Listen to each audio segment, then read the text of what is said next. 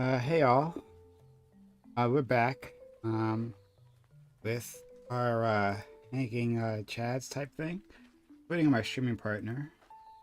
Uh, and then we'll get started. He should be here momentarily. Um. Okay.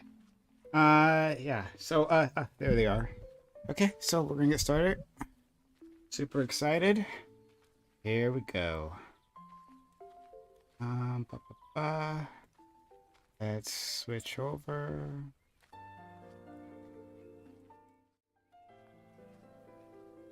Oh my god, don't freeze on me. Oh god. That was really bad for a second. Alright. Hey friend, can you hear me? I can hear you. Can you hear me? Indeed I can. Let me turn on my camera. Okay, alright. How are you? uh, as you know, things get dicey for us, even though when we very specifically prepare to be to be online and like make sure our ducks in a row the moment we play hit the live button, our ducks can go anywhere they want. So Yeah. but yeah, The it looks little like piece that I everything's good. used to connect my camera to my thing broke. So this part, this little metal thing here, used to be inside of a piece of plastic, and as you Okay. can see, it is not inside. It is now broke, which is fine. There's a little $5 little repair right there, but of course happens 2 seconds before. But we're good. We're back. So It wouldn't be anything without the struggle. You know what I mean? wouldn't be anything, right? Like what is victory without struggle, honestly. So Exactly. How but have you been this in the past 2 weeks since we've talked? How have you been? all right, has it been 2 weeks? I feel like maybe somewhere around there, week, 2 weeks. I thought we didn't we do this last week? I think we skipped it last week, did we not? I don't know. Anyway, Well, I'm okay. How about you, friend? I'm doing good. I'm doing good. It's a little bit of a chill week.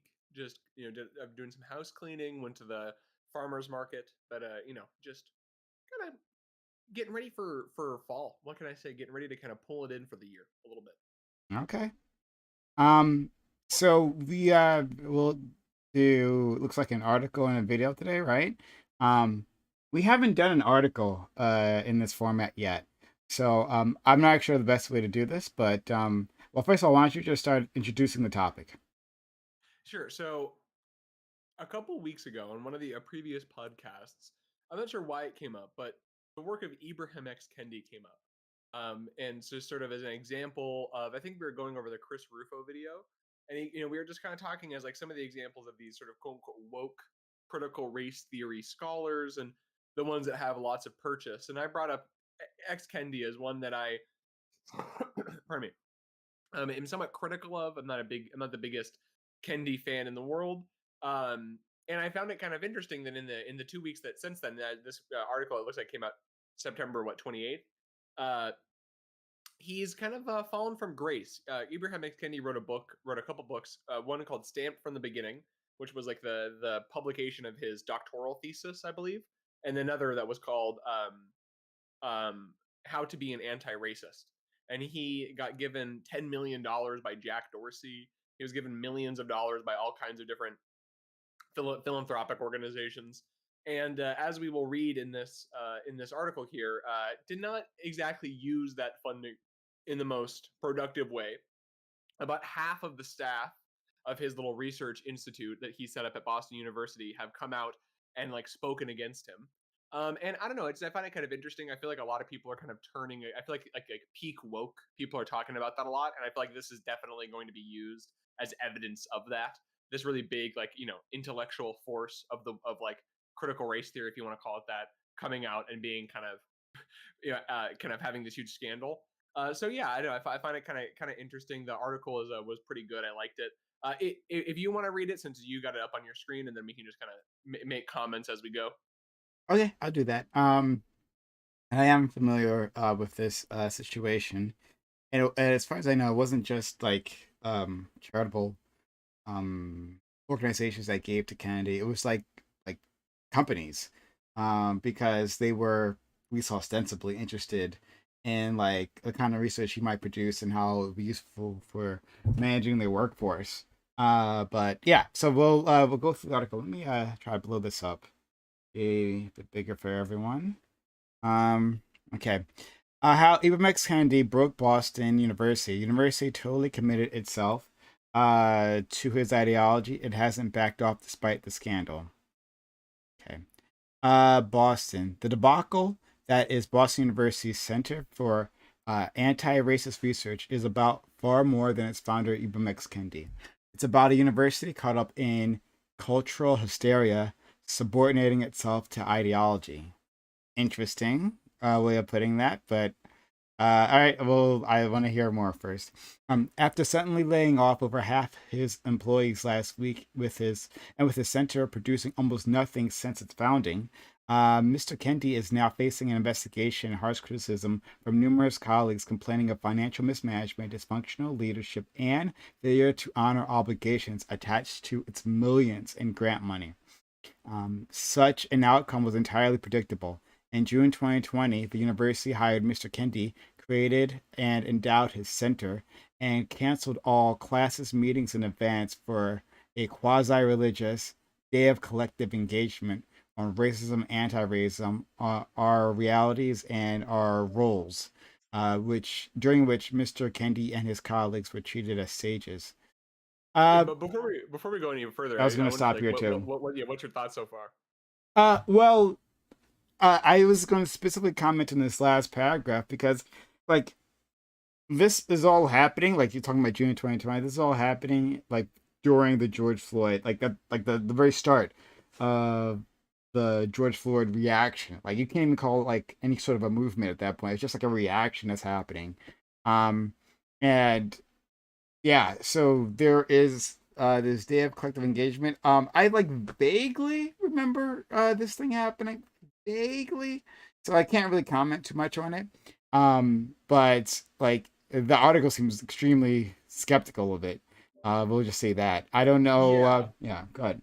Well, I was gonna say I definitely want one of the things you can tell from the framing of the article that the reading that this is a vindication of the idea that critical race theory is sort of just a quasi-religious movement. There's not really a lot of substantial rational or logical basis to it, and that as you said, people are Yeah, kind of caught up in one 2020. second, I one feel like second, that's like the reading. one Is second. that's like People are saying you're super quiet. Are you? I'm sorry. I'll try to I'll try to like speak into my mic a little bit more here. Maybe that will Mm, help. I'm talking into my mic here. Hopefully okay, that's let me just try boosting you. One second.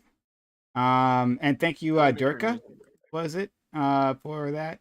Go ahead. Yeah, I saw that. Hopefully, it'll be good. Hopefully, it'll be Okay. good. Keep talking. But yeah, like I was saying, I feel like obviously this is going to be used as sort of to fuel that narrative. But one thing I would say is, just look at the name. Racism and anti-racism are collective realities and our roles. Kennedy's ideology is one that's like very focused on like how to be an anti-racist. What can I do as an individual? It's black and white thinking, racist and anti-racist. There's something I've been reading a little bit about neoliberalism, and about that kind of the kind of the marketization of social problems and fixing social problems, and something about this rings a neoliberal. Something about his critique. You know what I mean? Our realities and our roles. It's a individualization of this very nuanced social problem, which is racial, racism, cultural racism, systemic racism. That's something that I think is obviously this article is trying to say that they were just a bunch of white liberals that were just caught up in their white guilt and just give money. But I think that there's something else there, right? The reason that they went to Kendi was that he allowed them to look at these critical race theory informed critiques of post 60s America, but look at them through like a neoliberal lens, if that makes sense. He hold on. You feel that Kendi was looking like his interpretation of anti-racism was through neoliberal lens, like he like Definitely meaning that he informed is a by it, yeah. neoliberal, or go ahead. It be informed by the worldview that tries to take incredibly complicated systematic societal issues and tries to frame them in individualistic, in purely individualistic terms.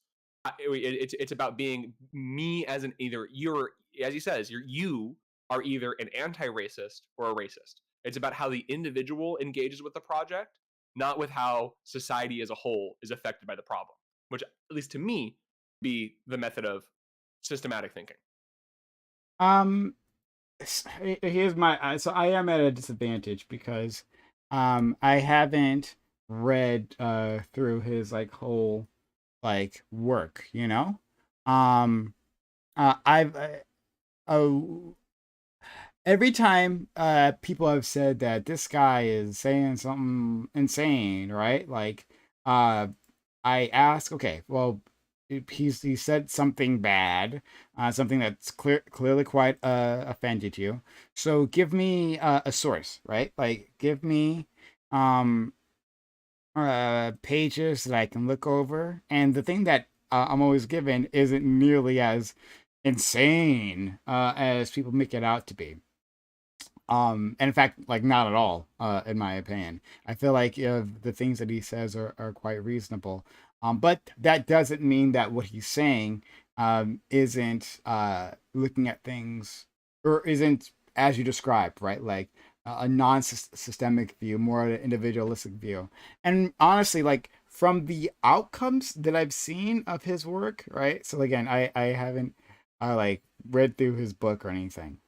So I'll have to leave it at that. But they from the outcomes of like people reading this book, they seem to be looking at these things on a very individual level.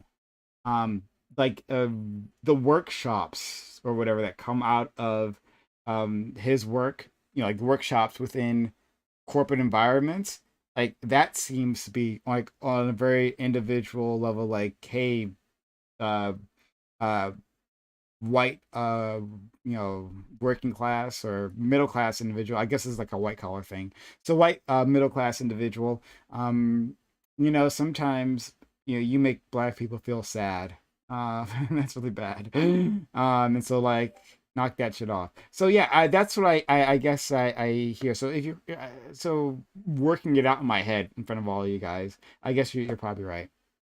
Well, I would definitely say I get the same feeling a lot of the time when I hear about left wing writers, where you'll get a conservative or reactionary that kind of says, "Oh, this person advocates for like a complete untuning the string of society," and then you read, they're like, "We actually need to just retune society."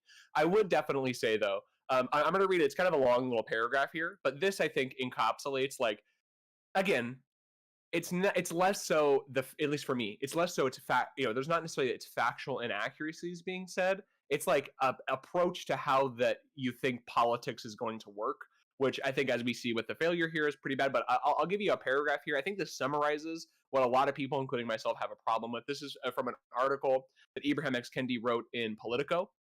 I'll put it in a Twitch chat and I'll send it to you if you want to read it. This is a pretty popular one that he wrote. I think I'm not sure if it has a date here. Anyways, to fix the original sin of racism, Americans should pass an anti racism amendment to the United States Constitution that enshrines two guiding anti racist principles. Racial inequality is evidence of racist policy, and the different racial groups are equals. The amendment would make unconstitutional racial inequality over a certain threshold, as well as racist ideas by public officials. So again, you see the idea that the individual interactions is going to be mediated through like this like bureaucratic government system, the DOA, as he says, Department of Anti-Racism. It would establish and permanently fund the Department of Anti-Racism, the DOA, composed of formerly trained experts on racism and no political appointees. The DOA would be responsible for pre-clearing all local, state, and federal public policies to ensure they won't wield racial inequality. Monitor these policies, investigate private racial policies when racial inequality surfaces, and monitor public officials for private racist ideas. The DOA would be empowered with discretionary tools or disciplinary tools to wield over and against policymakers and public officials who do not voluntarily change their racist policies and ideas. In my opinion, at least, that is obviously people have different, you know, different opinions of what neoliberalism is, and I'm not wedded to the term, but that approach to politics. We're going to create a new government bureaucracy. We're going to just graft onto the government a new bureaucracy, and that bureaucracy is going to settle these personal disputes that we can't settle through the market or through social change. That is ridiculous. That idea is never going to happen. That would require like a complete overthrow of the entire way that constitutional government works. Um, but again, this guy was, this guy's given $10 million, right? Um. So I maybe it was you the last time we talked about this, who told me about this, but like this is like actually wild. Does this video here is this him just saying what you just spoke? I'm not sure. I was just googling for this. I saw this quote gets pushed around a lot. The video is 2 minutes long, so it might be kind of short. I'm not sure what it is. I Let's can't get it just to play. let's find out. I think it's just. I think it might just be him Racist him talking about it. policies that have This is largely him. This is the yielded racial research. This is the inequities, place. and it's racist ideas All that those have books got largely bought by caused $10 million Americans of to Jack see Dorsey's those money. racial inequities All right, that I have want to hear what he largely says. racist policies that have largely yielded racial inequities, and it's racist ideas that have largely caused Americans to see those racial inequities as normal. Hi, my name is Ibram X. Kendi, and I think the best way to fix politics is to pass an anti-racism amendment. When we think about our democracy and one of the reasons why it's fractured and one of the reasons why it's always been fractured has been because of racism. And so in order to truly eliminate racial inequities, we have to eliminate racist policies. We have to constitutionalize the idea that a racial inequity is caused by a racist policy. We have to prevent public officials from dividing Americans through racist ideas. You can't necessarily fix political divergence and political difference, but what you can fix is making sure those ideologies are based in facts, are based in reality, are not based in bigotry. The one word I would say about American politics, like really any politics, is power. All of the laws or any of the cases that have not allowed for each and every American to easily be able to vote has broken American politics. The Shelby v. Holder case in 2013 that effectively stripped the Voting Rights Act of its federal preclearance, which then basically allowed states who had historically discriminated against voters of color to basically enact new and sophisticated voter suppression techniques. What has ruined, I think, many Americans from coming together and finding common solutions to common problems has been Americans imagining that they're distinct and different than other Americans, that other Americans are the problem. Until we can ultimately see that the fundamental problem is policy, I think we'll be that much better off. And so to me, racism, but more specifically racist ideas, have always really gnawed at American democracy. And what distinguishes in many ways America from other countries is how racially divided we are and always have been. Okay. So let me give you my thoughts here. Um that's bad shit. Um so what I want to give him the benefit of the doubt. And I still kind of want to do, but like I want to give him the benefit of the doubt and that like okay, so I'm going to put out this idea and it's going to be like extreme. And like not that I ever think that we can reach this ideal, but like I'm putting this out there within the zeitgeist, right? And hopefully that like it will move the Overton window. We'll shift it just a little bit. So I hope that what is what he's doing because what he's or else he's like advocating for straight up like authoritarianism, like a different sort of racial like hierarchy within the government, right? Just like changing who's at the top, rather than making something that's a mechanism that's about equity.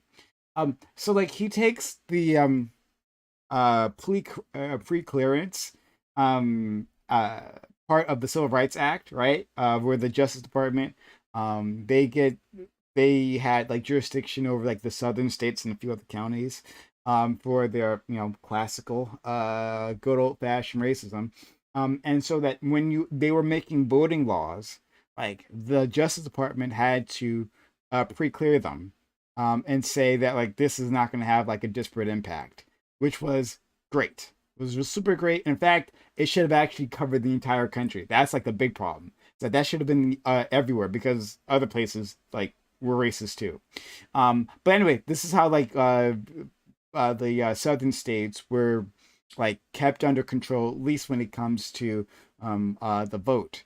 But then that got rid of the Supreme Court gets rid of that. So he takes that, right? He's like, I am going to I'm gonna supercharge this. Remember Home Improvement where like where Tim Allen would always like attach like an engine to something that didn't. Yeah, that's what he did. All right, and he like supercharges this and says, okay, all right. Instead of simply like voting rights, we're going to pre-clear like all laws and like ideas and expressions. And the moment that you are found guilty of like maybe making a racist expression, they're going to step in and correct you. And if you will not be corrected, you will be dealt with. Oh my God. You're muted. Okay. In 1 second. Muted. Okay. There we go. What? Okay, I was gonna say like one thing I find kind of funny is it's like the initial assumption America is like what makes us unique is our racism. We have this deeply embedded racism. It's in our laws, in our society. He kind of concedes we're not going to convince people. I can convince you that actually we need to, as he says, constitutionalize the idea that racial inequality is caused by racism. Anything, any example, anywhere in America, we are like the most diverse nation on earth, right? And we're gonna go and find all the examples, like little like Vietnamese communities that have preferences in hiring for their for this, that, and the other. It's just it seems like it's like on its face. You seem there's like at least I would say there's like an incongruency in the thought process. America is simultaneously so racist, but we're going to be okay with like the DOA, the DOA coming breaking down a new 3-letter agency. Americans love 3-letter agencies. It feels like by the time that Americans would pass a constitutional amendment for the DOA, that we've already solved the problem. Like it would have been because it would have been the third Civil War, yeah, or second Civil War that would have caused a complete. It would be new. Playing Cyberpunk. We would be we would of course be in the free states of the North, or the free states of the North.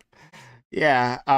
So I don't know. Like, oh, you know what? I'm thinking. Sorry, I just remember thinking about the sound issue. That's probably on my end. It is on my end. So if you're on your mic, you can back up off your mic. I just realized what was the problem. Okay. Yeah. And then I can lower you because I got you boosted to 200%. Sorry guys, because I was fucking with my sound like a while ago. And I would just also like to like compare. It's kind of funny. So Abraham X. Kendi is like a newer scholar, right? He is somebody that he is not somebody that's like, as he says, he's not on the ground. He's not going and trying to change the minds and trying to change these parts of society that he disagrees with. As much as I disagree with Derek Bell, one thing I got out of reading Chris Rufo's book was a deep appreciation. Derek Bell is one of the founders at Harvard of critical race theory. And you know what he did in the 50s? He went and he was a lawyer that argued for the desegregation of schools in the South. He would go to to towns and be the person that helped young Black people go to these schools for the first time. In my opinion, that's like, he, again, like I disagree with Derek Bell a lot. He's very pessimistic. He's more pessimistic than Abraham X. Kendi, but hey, he at least has the experience that he can say, hey, I went down there. I tried to do this. So. Yeah. Yeah. This is. Yeah, you're right. Like this is like mediating individual reactions. I mean, like in the end, like I guess he's trying to do this on a systemic level. He understands that his racist policies are doing this, and he wants to have some sort of filter to filter those out, right? To I guess analyze systems maybe, and see like okay, this will have some sort of disparate impact or is racist, right? And like address it from there, but like but then he also talks about these individual ideas and reactions. Like, I mean, like okay, so I wouldn't want it like this, like in my anti-racist world that I would build, I simply wouldn't want our reactions to be filtered in this way. It seems like it's like try to impose equity by terror rather than like we've actually convinced people. Which, to be fair, like for most changes, right? Like there has to be a bit of a terror involved. Like we had to like beat the South into um uh like compliance, right? So like that's well, there's always violence when we're talking about these things.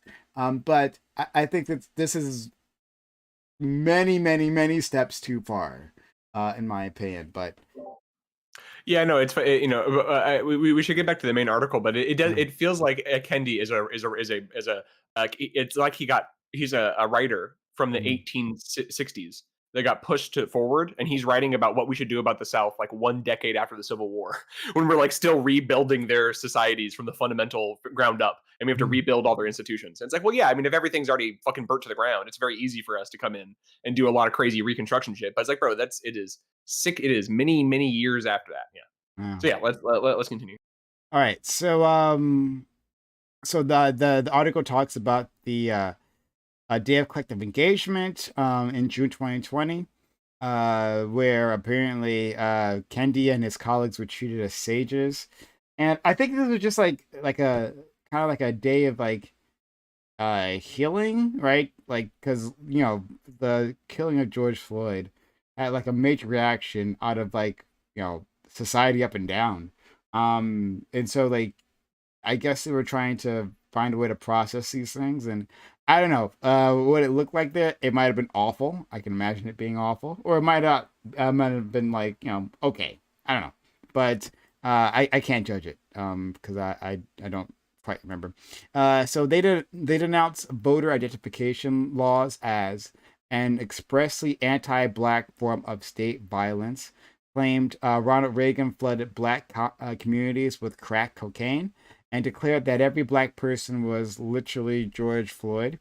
One speaker said that decades ago, a literal uprising or rebellion in the streets forced the creation of Black Studies programs in universities nationwide. And now was the time to revolutionize the whole institution and make anti-racism central to every discipline and requirement of all faculty hiring. Okay, so we got to stop again. Um, so, uh, so this idea they denounce voter identification laws and expressly anti-black form of state violence. Well, yeah, right. Like I I agree wouldn't with call like them sentiment. I could quibble with like state violence, but I state mean like violence. I think like the in general, what if anything out of all the claims being made here, I actually would say that's the most. I would agree with like I don't necessarily agree with that. I agree. In America, voter ID laws are used traditionally for Yeah. segregation purposes. The other ones, though, I feel like you start getting a little weird. Oh, okay. Well, then let's go over this. So Yeah, first yeah, of yeah, all, yeah. Maybe. yeah, the state violence, like it might be a bit hyperbolic. I mean, like basically, it's like state racism is always state violence. That I Mhm. mean, yeah, but like when you're talking to an audience, I'm not sure how useful it is to state something like that. So I wouldn't call it state violence. But it's anti-black discrimination, absolutely, like anti-minority discrimination, even when they're not expressly trying to do that, right? Like even when it's just naked forms of like political greed, and like we're just gonna like use this against all our political enemies, not just like black people, right? Like meaning like college students, right? We're going to limit them with these voter identification laws. You can use your gun registration license or whatever, right? Your gun registration ID, but you can't use like a driver's license or or your student ID. Yeah, like you can't use that, right?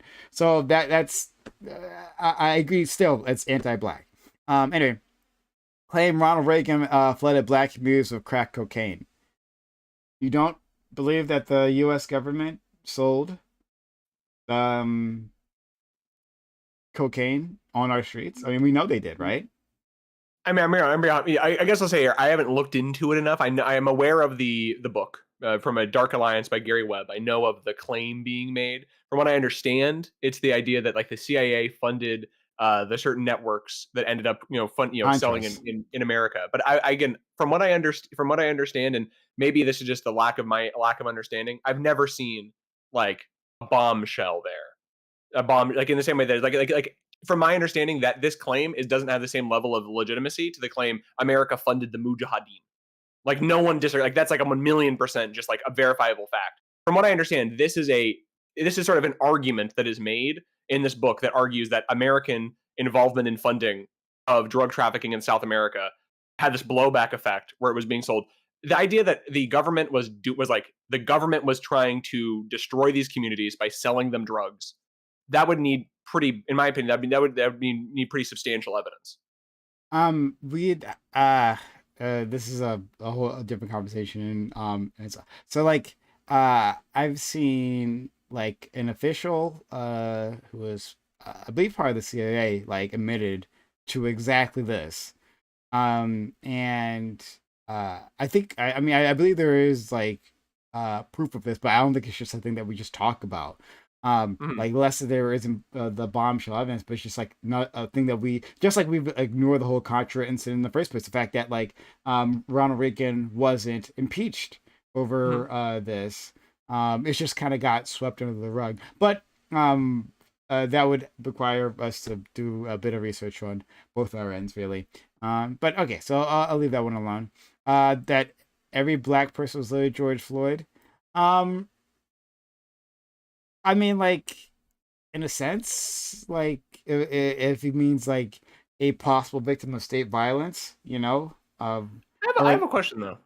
Sorry to interrupt you, but like, wouldn't this again? I'm speaking out of turn. I'm not a I'm not a black person, but isn't it true? I mean, like, isn't there is class divide within the black community, and a member of an upper middle class black person or a rich black person does not have the same. I mean, at least from my outside perspective, doesn't seem to have the same relationship to what the state violence of white supremacy as a lower class black person like George Floyd. Am I wrong there, or is that maybe am I could overthinking?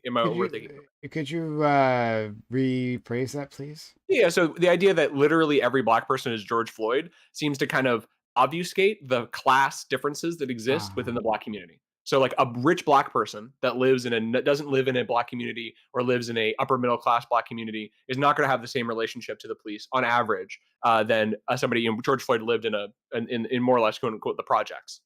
yeah, I mean, I agree with that. Um, but like I agree that their likelihoods are different, but when confronted with these officers, I could see like an upper class African American who can't like spot off the proper connections immediately, facing exactly this the same level of violence, right? Like what happened? A clerk said that they gave George Floyd gave them a bad 20, Mhm. a counterfeit 20. So that could happen anyway. Like I might have a counterfeit 20 here, right? You might have one. Um, but it's like the reaction to that. So he's in a car. If it's a fancy car, that's not going to help, right? Because maybe you stole it. Um, and the police like want him to get out. You don't necessarily um comply maybe immediately, right? Especially if you're a person of privilege. You're like, I mean, what the fuck is happening here? Mhm. And then you're on the floor all of a sudden, and you got a knee on the back of your neck. So it doesn't actually save you, right? Like it simply makes it less likely, but you are still a very valid target of state violence. So So, is your conceptualization that the threat which the average black person faces, there's sort of an underlying threat in every socioeconomic class and in every geographic location in America that black people face just by the nature of being black that is not absolved, like I was saying, through class or geographic. So in the case I'm making is the hypothetical super richity rich black guy driving in his car. In one hand he has his driver's registration, the other hand he has his golf club membership, and he's pulled over in a super rich liberal jurisdiction. That obviously I'm being hyperbolic here, but that there's a underlying risk of violence that just goes between that black person and then the hypothetical black person who's being pulled over in the ghetto and he has the one tail light out.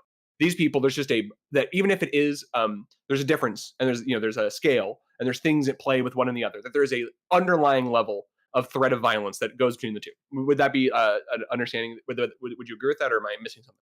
I think every person is a valid target of state violence, of Mhm. unwarranted state violence. Let's be clear, right? And like just like in a video game, right? When you're designing like a character, like there are modifiers, and so one of the modifiers is skin color. And by that I even mean shade, right? Being lighter skin makes you, but still black, still puts you at greater risk, but less of a risk. And then, being of a certain socioeconomic status is also a modifier. So, like, yeah, I think these things adjust and like play off each other, but there still is a risk. And like the fact that your race is African American, like sets in a base modifier that you can't change, right? That can't be Interesting. adjusted once you're Mhm. identifiably black. But then like your color modifies it, and then the amount of money you got. I have a question. So again, like I'm trying to be open minded here. I don't have this experience, so I can't. I'm neither rich nor Mm. black, so I don't know the experience there. I do wonder, though, like, on this question, the question of, does being black in America, just regardless, again, like, regardless of geographic or class, does it give you this modifier?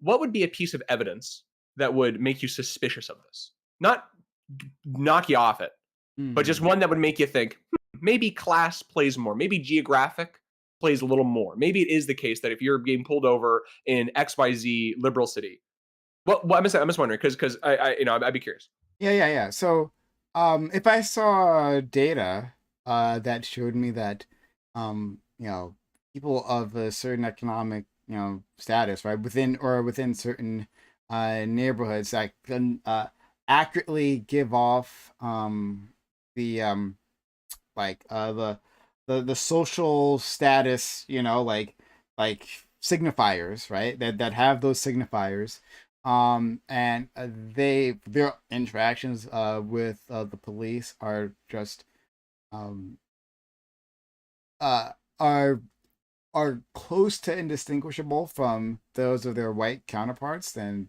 certainly, yeah, then I guess I was wrong.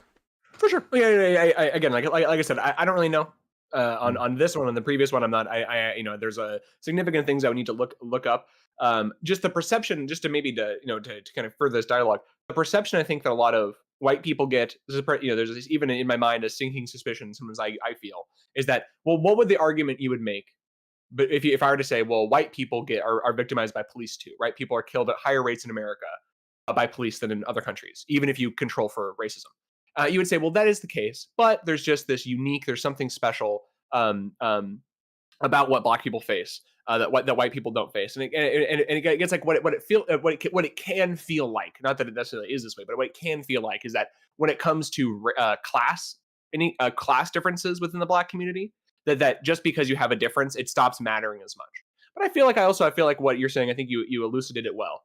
This idea that it's like, there's a perception of an underlying um, inequality, regardless of these class, or there's as you say, a negative modifier that helps me understand your reading of that phrase a little bit better. Because for me, when I read the phrase "every black person, literally George Floyd," to me, I see a obfuscation of class, an obfuscation of geographic, an obfuscation of a lot of things. But I see what you're seeing there is that it's a opposite of this. It's a recognition of this certain phenomenon that rears its head, regardless of class, regardless of geographics. I understand that perspective. Yeah. Um, Look, in fact, actually, no, it's not the next video that we're gonna watch. It's I'm there's a video that I watched recently that talks about this, and how uh state violence affects white individuals, and how we don't really discuss it so much in a natural conversation. But it's also like unclear how useful it would even be if we did discuss it, because the people who need to be convinced about like the dangers of state violence are the exact people who like trumpet it, right? like um so and trumpet it for racial resentment reasons, even though like their own communities are devastated by it as well. Like, yeah, there's like more white people in prison than black people. Like, um, and like we don't like look at it in the same way, but we should look at it when we're being skeptical of state power. Um, and if we talked about it that way, then maybe it'd be useful, or maybe like maybe not.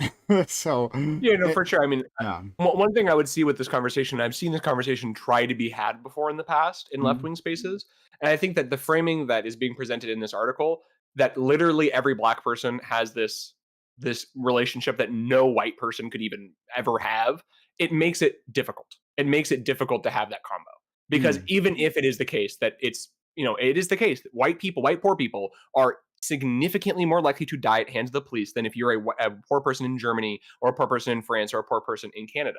And you're just a random dude, right? Uh, it's hard to talk about that when it has to be reframed every single time as saying, no, no, don't think that I'm saying that it's anything similar to the black people. Of course they have this mm. universally different thing. Maybe there's a truth to it, and I recognize that, but it makes the conversation like it's like glue in the conversation. It mucks up the conversation. It always has to reframed back down to it's not as bad as this other group. every Which time I again, had every time I have these conversations, I always like try to move it away from deaths, right? Because mhm, like just counting bodies, I think is really an opaque way of viewing this. And this is what the thing that like, conservatives will try to like nail you down on. It's like, oh well, that many black people die from state police, so that I guess the justice system is great. Like, I don't know what you're complaining about. Well, yeah, but it's a lot more than that. The reason why we go to this is that it's the most obvious thing. When there's blood on the streets, is an easy mhm, thing to point to, but it's like that is the most extreme outcome of like so many other horrible options that we as a society are subjected to when we're talking about state violence. um and so like there's so much more fertile ground, I think, to talk about incarceration and or harassment, right, where people don't feel safe in their communities, where a skepticism that like white individuals themselves have, rural individuals have, of the police because they treat them badly. And I think that's where we could have a lot more common ground. So every time I do this, right, and it happens pretty often, every time I do that, I drag the conversation away from just deaths. Because of that, and it's like, well, I counted the dead bodies, and it seems like there's a lot of dead bodies per year, and so I guess the conversation is over. Yeah. yeah, for sure. Okay.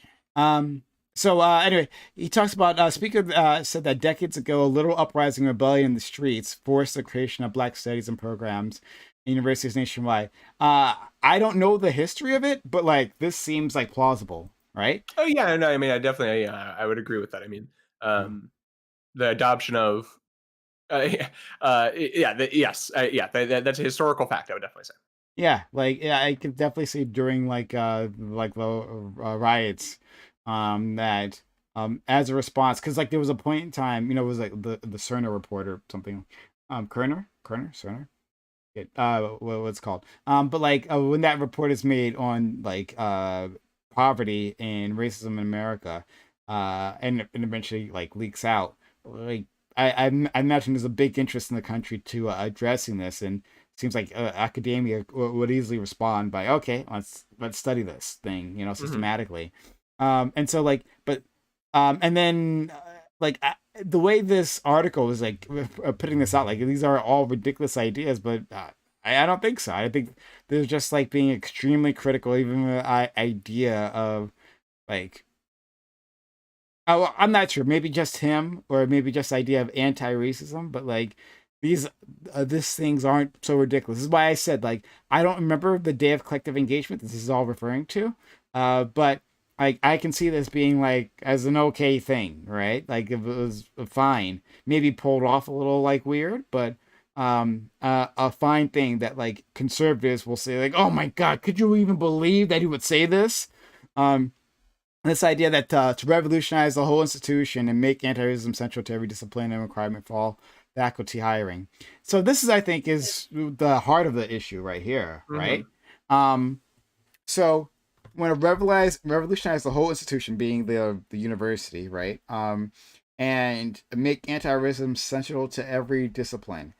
I don't know how you do that, and I don't know why you would Well, need they to go do. in the next paragraph, they go on to it, but at least, this is the Wall Street Journal. One of the reasons I like this article was because it was coming from a more conservative perspective, Uh, and I thought it was less, frothing at the mouth. It wasn't less of a victory dance, so to speak. You know what I yeah, mean? yeah. But one thing I guess what I read that paragraph as is it's like it's trying to demonstrate the very ideologically driven perspective that this institute came on every single issue. Every Mm, single issue there is expressed in like the most hyperbolic way ever, where even you, as somebody who agrees with them, can kind of agree with my trepidation about each and every one of them. mm, Everything is expressed in that maximalist way, and I think that mm. that's a big critique of this whole thing. Is that it's I like, again, it's black or white. You're either 100% with it or you're 100% against it, and so I agree. Like interesting maximalist statements. Yeah. I think. Yeah. Oh, an anti-race. Well, I want to know exactly how this was phrased within like the context of this the speech, right? But to make anti-racism central to every discipline and a requirement for all faculty hiring, like making that all faculty hiring, like they all have to be anti-racist in themselves or like demonstrate anti-racism somehow. Like that sounds like I don't know. That sounds like Mao. Like that actually sounds like the Mao it, meme, right? I Like, mean, yeah. Well, what it really reminds me of is it reminds me of the anti-communist stuff you would have to do in the 50s, where you'd have to write stuff and say like, I am not, at no point was I part of an organization that advocated for the overthrow of the United States government. That was like a really big one, interesting right? how both the communists and the anti-communists like engage in the same behavior. Yeah, yeah. I would definitely like like it is very funny. It's like again like on some respect this I totally get like like I think it makes sense that university and faculty would sign like papers and stuff for position papers or whatever. But it's like the idea that if you want to like clean tables at a college after they go home, that you need to be like, I am a warrior for I when I see the black little logo on the side of the cleaning bottle, I realize that the only reason it's a black person is a historical racism of black people being cleaners. You know what I mean? Like it's like, bro, like Yeah. that maybe that's like All but the right. next paragraph I think is good, so it goes into what some of your questions. Okay. That summer, many BU Boston University departments published Kendiist anti-racist statements limiting academic freedom and subordinating inquiry to his ideology. With their dean's oversight and approval, the School of Theater passed a plan to audit all syllabi, courses, and policies to ensure conformity with an anti-oppression and anti-racist lens. And discuss placing monitors in each class to report violations of anti-racist ideology. Okay, oh boy. So the sociology department publicly announced that white supremacy and racism were pervasive and woven into our own department. In the English department's playwriting program, all syllabi would have to assign 50% diverse, identifying, and marginalized writers. Okay, and material or scholarship from a white or Eurocentric lineage could be taught only through an actively anti-racist lens. Wow. They often published hiring quotas based on race. We commit to hiring at least 50% BIPOC, an acronym for Black, Indigenous, and People of Color artists by 2023. Okay, I have thoughts. I have thoughts. All right. Um, this was elucidating, right? Now I'm gonna take the Wall Street Journal at its word, right? Assuming they're not like heavily distorting this, even though I feel like this author is want to do that. But so let's just take it piece by piece. So Kendia's anti-racist statements limiting academic freedom and subordinating inquiry to his ideology. Uh, Subordinating inquiry to his ideology. I don't know how true this part was. It seems like it might be a stretch. Maybe not. I don't know. I haven't read the statements. The way they write it, they sound like you're getting a letter and you have to like show up to Ibrahim X Kendi's desk, and Yeah. he's like going over your behavior as like a Yeah. janitor. So As a college. I feel like this might be a stretch here. Subordinate inquiry to his limiting academic freedom. Well, actually, if the other thing and later on in the paragraph is true, then maybe that's true. Um, with the dean's oversight and approval, the School of Theater passed a plan to audit all syllabi, and ensure conformity with anti-oppression, anti-racist lens, and discuss placing monitors. Yeah, so the monitors, right? That's the communist monitors, like like make sure that like you are following Chairman Mao's like ideology. Bro, if you ever need to place, if you ever have an idea and it's like, hey, the way that we're going to enforce this idea is in every single classroom, there's going to be a person in the back that's going to come and hit you in the back of the head with a ruler if you don't agree with us. Like, bro, how do you not look at the fucking mirror? You know what I mean? Like, that's never going to work, To bro. report you for non-conformity, like ah, like Well, rethink. I thought of this. Sorry for interrupting you, but I thought it's like one of the, I'm sure you'll have a lot of experience with this running panels. One of the funniest things about having panels is when you have a lot of different diverse people on both sides is you'll have one person that will speak and they'll be like, I of course I'm a vegan and I do not think that people that eat meat should be shot into the sun. That's ridiculous. And then the next person speaks and they're like, I actually do believe that we should shoot non-vegans into the sun. I actually have my non-vegan cannon right here. This is exactly what that is, where it's like you'll be the guy who's like, I'm not saying we need to have anti-racism monitors in every single school. And then Abraham Kendi comes in being like, so here's the floor plan for the where we would have them at the back of the school. And they're going to have a panopticon so they can see all classrooms. Yeah. So I'm definitely not down with this idea of monitors.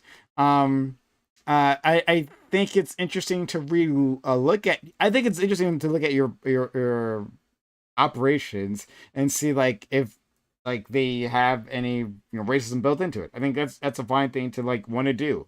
Like hey, we don't want these things, and we'll just like look over them with a fine tooth comb and see like how can we, and not just racism, but just like bigotry in general, and see like how can we like make our program more equitable. That's something I would want programs to do. Um, that doesn't mean that they necessarily must iron out every like discrepancy, right? We're Kobe and I are both in the was it the playwright program, whatever, right? The theater program here, and like Kobe gets like 2 minutes more speaking time in the play. That's a problem. And, like we gotta have meetings and discussions. So like that's not something I would endorse at all. But I'm sure there's practices that are discriminatory or ableist. That let's take a look at this. How can we make this better? Let's do that. All right. The Sociology Department publicly announced the white supremacy and racism and pervasive enrollment for our department. I don't know. I would say that like you would say that once you like did that assessment, right? Just to say out loud that like we're all racist here. I don't know about that. I don't know. If you did an assessment, then like okay, sure, fair enough. But I don't. It does remember. It is remind. There's a famous quote. I believe it's said to be from Beria, who was the leader of Stalin's secret service, where he said, "Show me the man, I'll show you the crime. Show me the white person, I'll show you the racism." Yeah. That it reminds me of this long list I've been keeping about you, Kobe. We'll go over that in the camp. But anyway. In the English department's playwriting program, also the BI would have to assign 50% diverse identifying and marginalized writers. Like, what this reminds me of? Like, this reminds me of a conversation which I had moved on. Okay, I'll admit I was moved on this about voice actors and like the race of the voice actors relative to like the character they're playing, and how like what I would want to do is strive for like especially for people who are marginalized to get into roles where they could play like if there's an Asian person like have Asian voice actors. So oftentimes we don't have them, right? But like one, I understand that oftentimes that could just be impossible. For a whole list of reasons, or not having to do necessarily racism, but just like practicality sakes, and then also that someone can maybe do a voice like justice, like Samurai Jack's a good example. At least I think. Maybe Asian people would think differently, but LeVar Burton did not LeVar Burton. LeVar Burton? No, not LeVar Burton. It's the other guy. Who was from Mad TV. He did the voice. He was a black guy. And I thought he did a good job, but again, I'm not Asian, so I sorry, you go for it. Yeah. But in any case, like so like I would strive. I would like say we were going to go out of our way to look for people from diverse backgrounds to tackle these things, right? That's the thing that I want them to do. Not to say that, oh, we've reached a quota of 50% of these people, and like they have some sob story background, and that makes them qualified or whatever, right? Like, no, just like let's strive to look outside of our normal social circles. Go ahead. I was just going to say, I find it very interesting that for all the radicalism that this department would have, as much of having like hall monitors, you notice in their little thing that you have highlighted here, assign 50% diverse identifying Yeah. authors. They really, it's very curious the ways that they kind of like, they realize that they don't really want to push it too far. Because what happens if you inadvertently start a trans versus cis woman debate there? Which one of those are the true diversity there? Are white cis men that decide when they're 23 years old to be women? Are those diverse identifying people? Well, what happens? Kurt Vonnegut is a writer. He's like a very famous American writer. He's one of the dead white men that is holding us back from our trans, our transhumanist future. But he identified as he talked all the time about being poor. That was like Kurt Vonnegut's like talked about fucking being white trash all the time. That's diverse identifying. You realize it's like, okay, so 50% of the authors have to be a category that 100% of all human beings outside of like Marie Antoinette could literally be diverse identifying. Like, I don't know, it's Yeah. interesting. And material scholarship from a white Eurocentric lineage could only be taught through anti-racist lens. Like, what? I Like, could agree with like I could agree if all that means is that when we talk about these things, we have to like place them and we have to historicize them and talk about the fact that it's like when William Shakespeare talks about the Saracens, he's talking about Middle Eastern people. He's like never met a Middle Eastern person. Is like a very very little. I'm cool with that. That's mm, fine. But if you have to be like the only interpretation is that white, like Shakespeare is an attempt to justify colonialism. Like yeah, I mean, like that just seems like ridiculous. yeah. So I'd have to see how that played out, but like it seems taught only right, like that limits. See, this is the thing that limits like academic inquiry, you know, that and discussions. There are other lenses to view things. There's multiple lenses. Like, what if they like viewed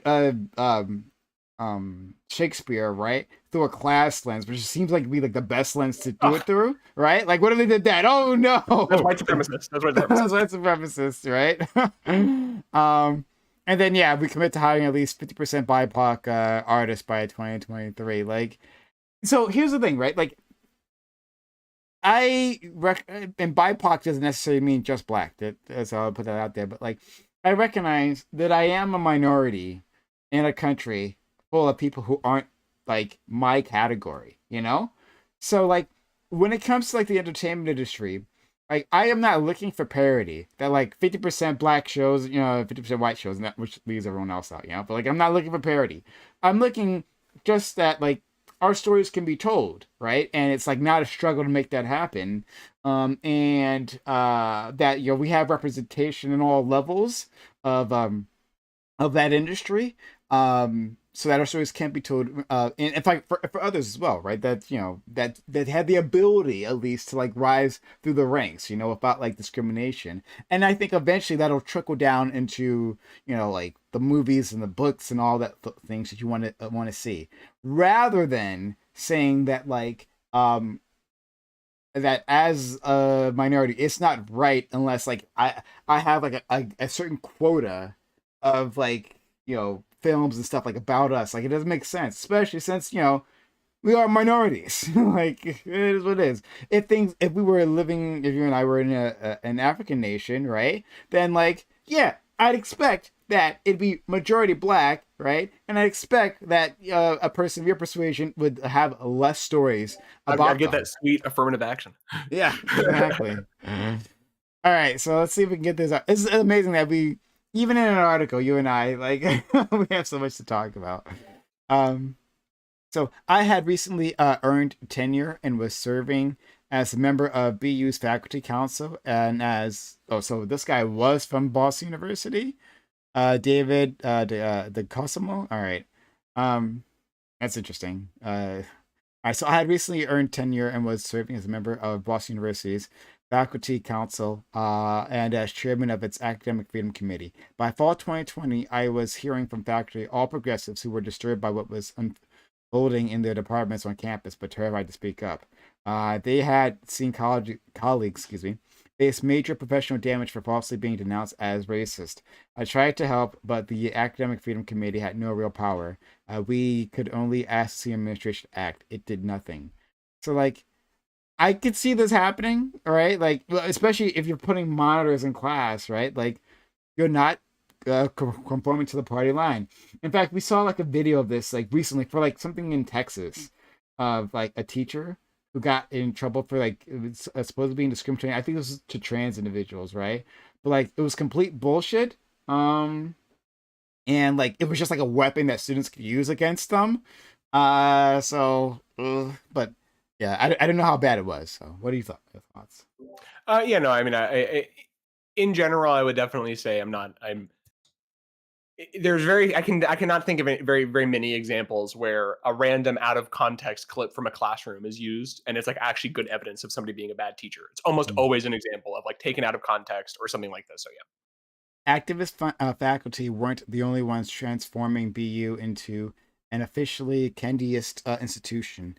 The push was coming from the university's highest levels.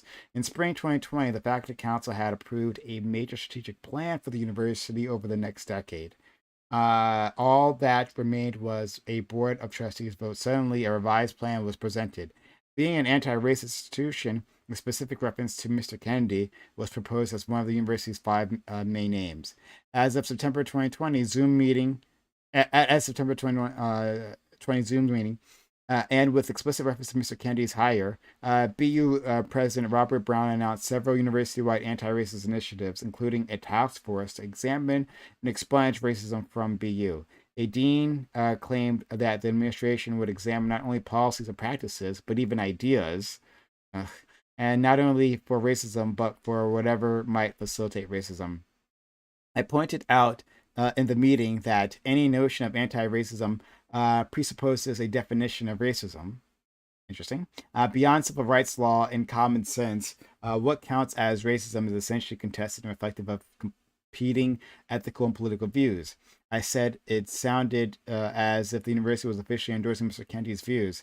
I asked if his notion of racism would guide the BU task force, and I noted that his view with that every disparate outcome is caused by and constitutes racism is controversial and rejected by conservatives such as economist Glenn Lowry and progressives such as the Black Marxist Adolph Reed Jr. and my former teacher Cornel West. Mr. Brown didn't answer me directly. Immediately, several deans came after me in the chat. I was clearly uninformed and confused. Now wasn't the time for intellectual debate. Okay, all right. They implied I might not actually oppose racism. Oh, sorry, at a university. I apologize. I didn't think. Yeah, I don't know. I mean, like, I think they actually make a really good point here. Though, like, Glenn Lowry is a conservative, Black Marxist. Adolph Reed is like a Marxist, and Cornel West is, kind of kind of brings a spiritual element to it. It is like within Black thought, there is a wide variety of disagreement about what it means to be racist. There are people that do have the hardcore, and Black people can't be racist. I have watched, as you have hosted tens of hours of discussion of inter-Black community where they will have debates about racism, about these kind of things. To make it as simple as any inequality between two groups has to be racial, like that just is like, it's insulting to all the work like the people like those three people and the intellectual work that average people do to understand this. Like, it's insulting to those people. It throws away that hard work, in my opinion. Yeah. I wrote a letter to BU's president that afternoon stressing that beyond the problems with Mr. Kennedy's vision, the more fundamental issue concerned betraying the university's research and teaching mission by making any ideology institutional orthodoxy. Nothing changed. Even now, BU is insisting it will absolutely not step back from its commitment to Mr. Kendi's anti-racism. Mr. Kendi deserves some blame for the scandal, but the real culprit is institutional and cultural. It's still unfolding and it's far bigger than BU. In 2020, countless universities behaved as BU did, and to this day, universities over activists, faculty, and administrators are still quietly working to institutionalize Mr. Kendi's vision. They have made endorsing diversity, equity, and inclusion a criterion for hiring and tenure, have rewritten disciplinary standards to privilege anti-racist ideology, and are discerning ways to circumvent the Supreme Court's affirmative action ruling. Most of those, oh, yeah, that's a good idea. Last part. Most of those now attacking Mr. Kendi at BU don't object to his vision. They embrace it. They don't oppose its establishment in universities. That's their goal. Their anger isn't with his ideologies, intellectual and ethical poverty, but with his personal failure to use the money and power given to him to institutionalize their vision across American universities, politics, and culture. Whether it's driven by moral hysteria, cynical careerism, or fear of being labeled racist, this violation of scholarly ideas and liberal principles betrays the norms necessary for intellectual life and human flourishing. It courts disaster at this moment, especially that universities can't afford. Um, yeah, thoughts.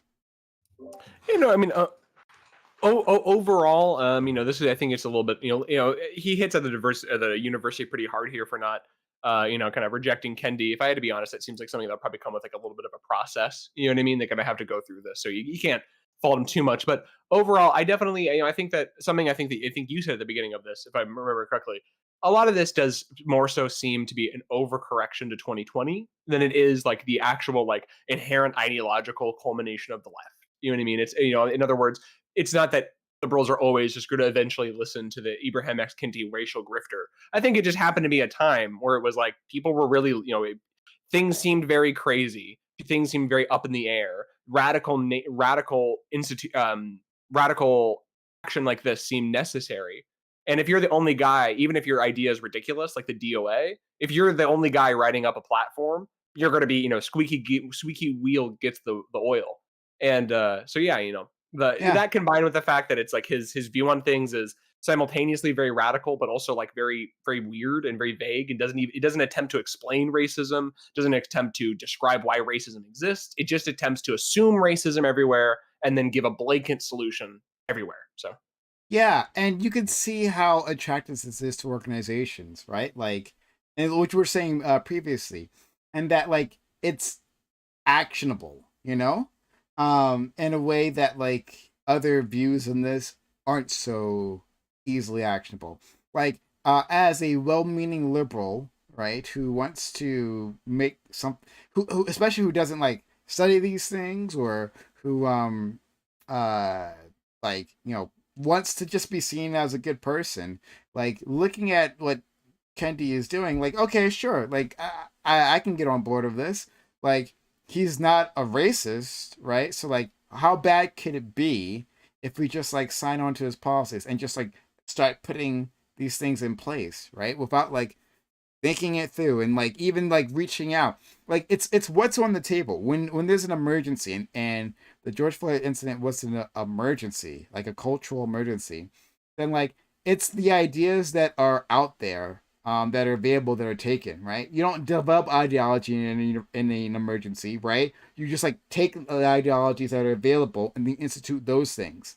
And so like, he had something actionable that could easily be glommed onto, had already had like media attention. Why not?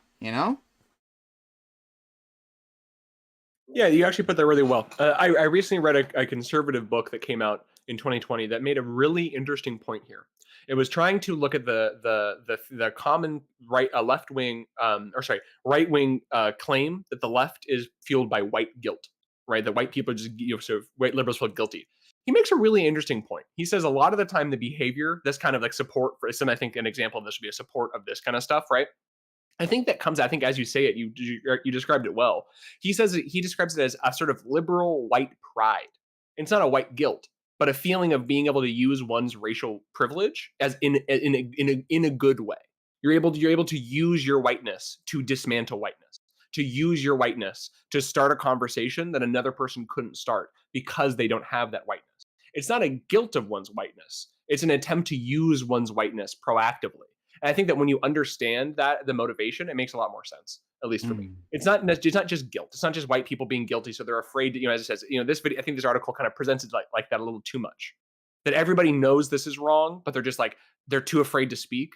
I think a lot of people truly believe it's good because they think that they're doing a good thing. So It's like how like on the opposite of things like homophobia doesn't actually mean that like the people who uh subscribe to those ideas are like afraid of gay people, you know?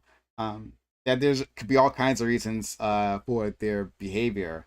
And like you have to like understand that. If you like really just think it's like they're terrified, then your your your progress in understanding their behavior is going to be limited. Yeah.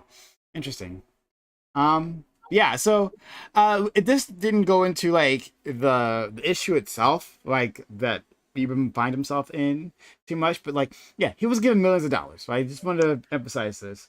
Yeah, He millions of dollars and nothing has come of it is really the thing. It's like nothing have come of it, and he's fired half of his staff, and that's really where the it's coming after an internal investigation. So so, so like and this is why like I have one of the reasons I have a problem with this article because I think it's an interesting view into that situation from a person who apparently was there and you know they have some valid feelings, right? I disagree with their view on many of the actions, right? Like in the spin they're putting on it, but like I can see why they would look at it in those ways. But the article itself, right?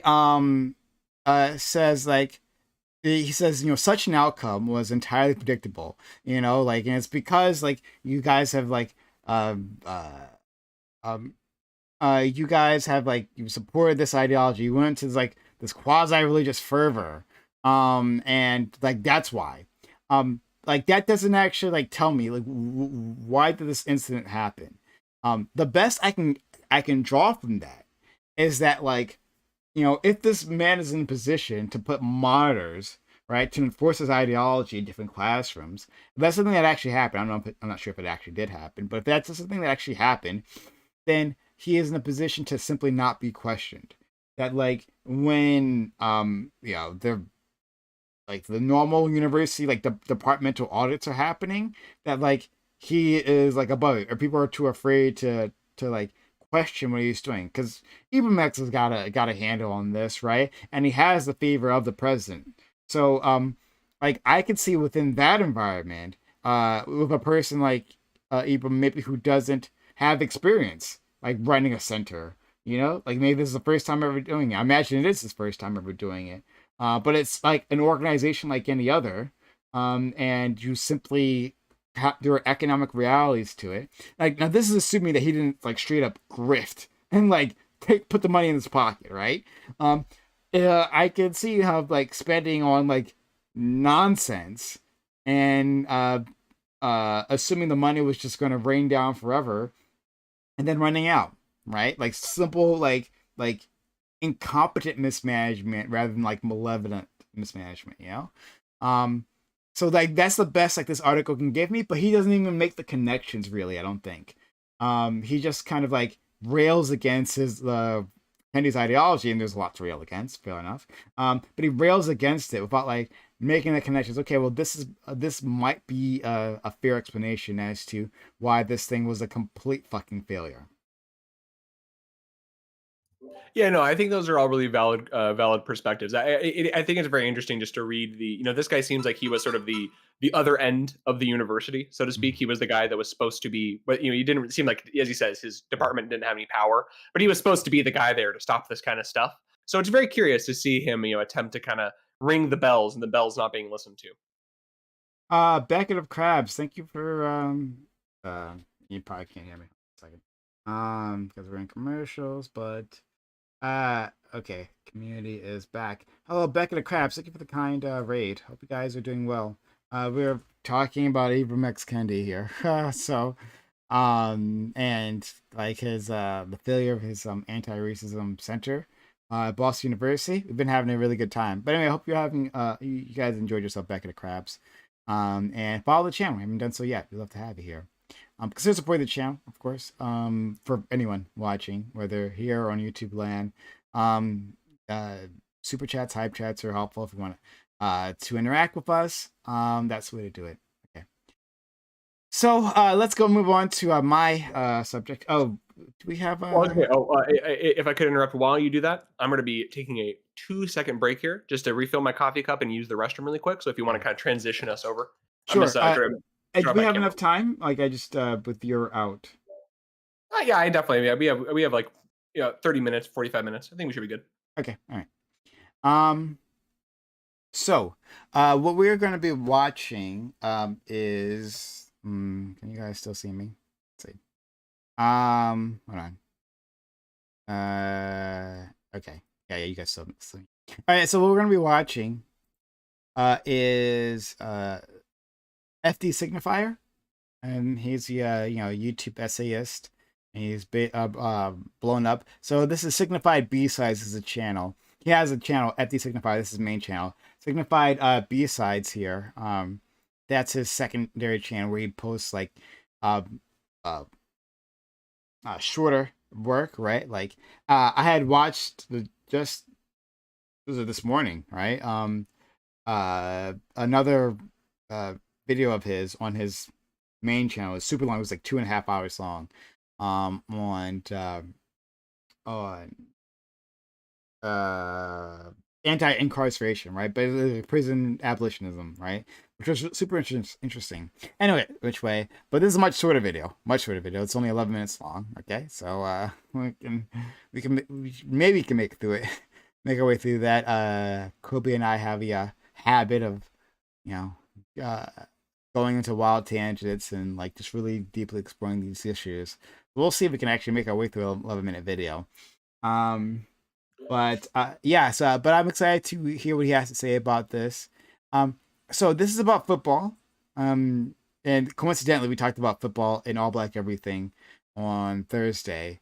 And which is like sports does not come up this often on this channel, let me assure you. But still, I don't mind bringing these types of things up when we can have a larger discussion about them on some political issue.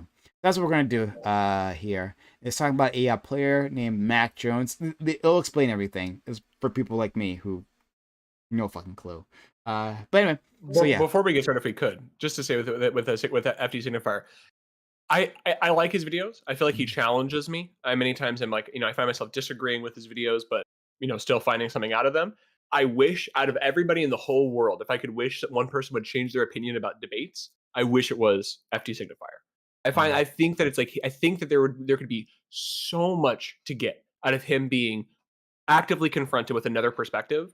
That like the downside that I see a lot of the time in his perspective of things is his perception of other people.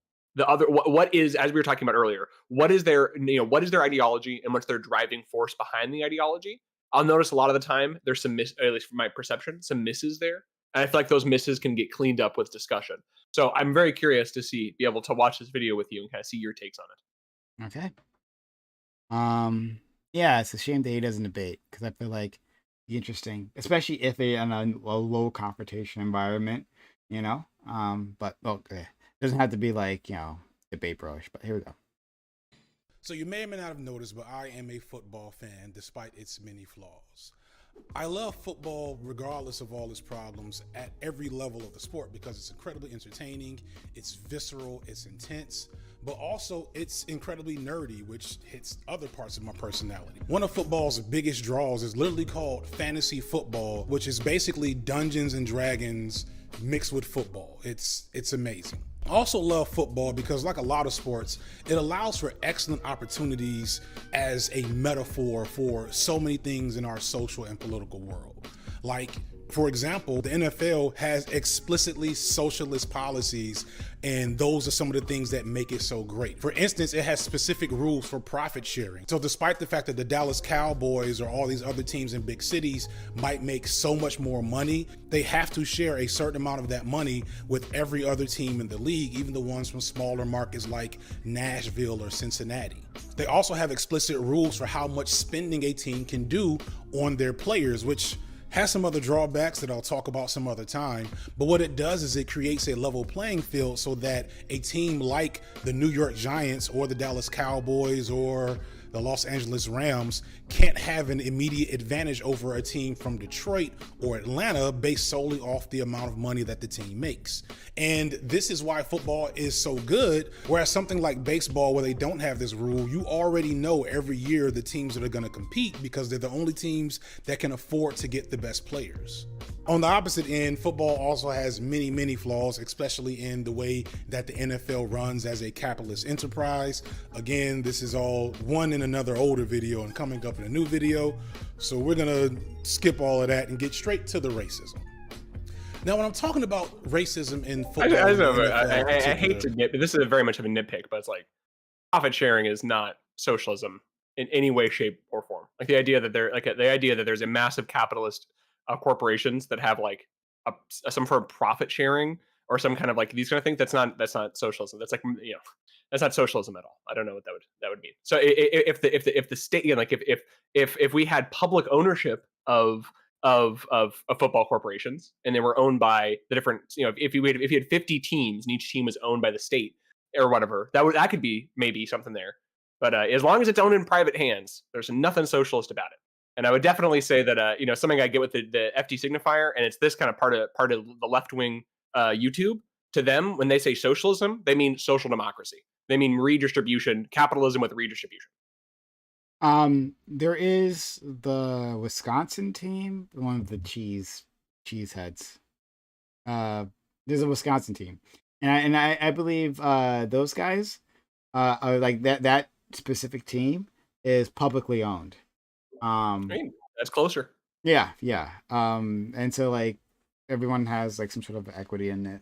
I forget exactly how it works, but I know that like, at least one team is like publicly, like not publicly in like in terms of the stock market, but like like overall. Yeah. But yeah, fair enough. Yeah. So let's go back and try again. Now, when I'm talking about racism in football and the NFL in particular, I'm not talking about what they did to Colin Kaepernick. I'm not even talking about the nonsense with John Gruden a couple of years ago. That's the easy stuff. That's the stuff that's really not hard to explain to people. What I want to get into is how structures and patterns in a variety of systems work together, often unconsciously, to produce certain racist results, even if those involved don't necessarily hate black people or want to hurt black people. Our understanding of racism in America has been purposely misrepresented and misunderstood by those in power. When people, including a lot of black people, think about racism, they tend to think of hooded Klansmen and angry white mobs yelling at children walking into school, or black folks marching in their church clothes being attacked by dogs and sprayed with fire hoses. And they think that because those are the only images of racism that we're allowed to define as racism in our media discourse and the way we look at history.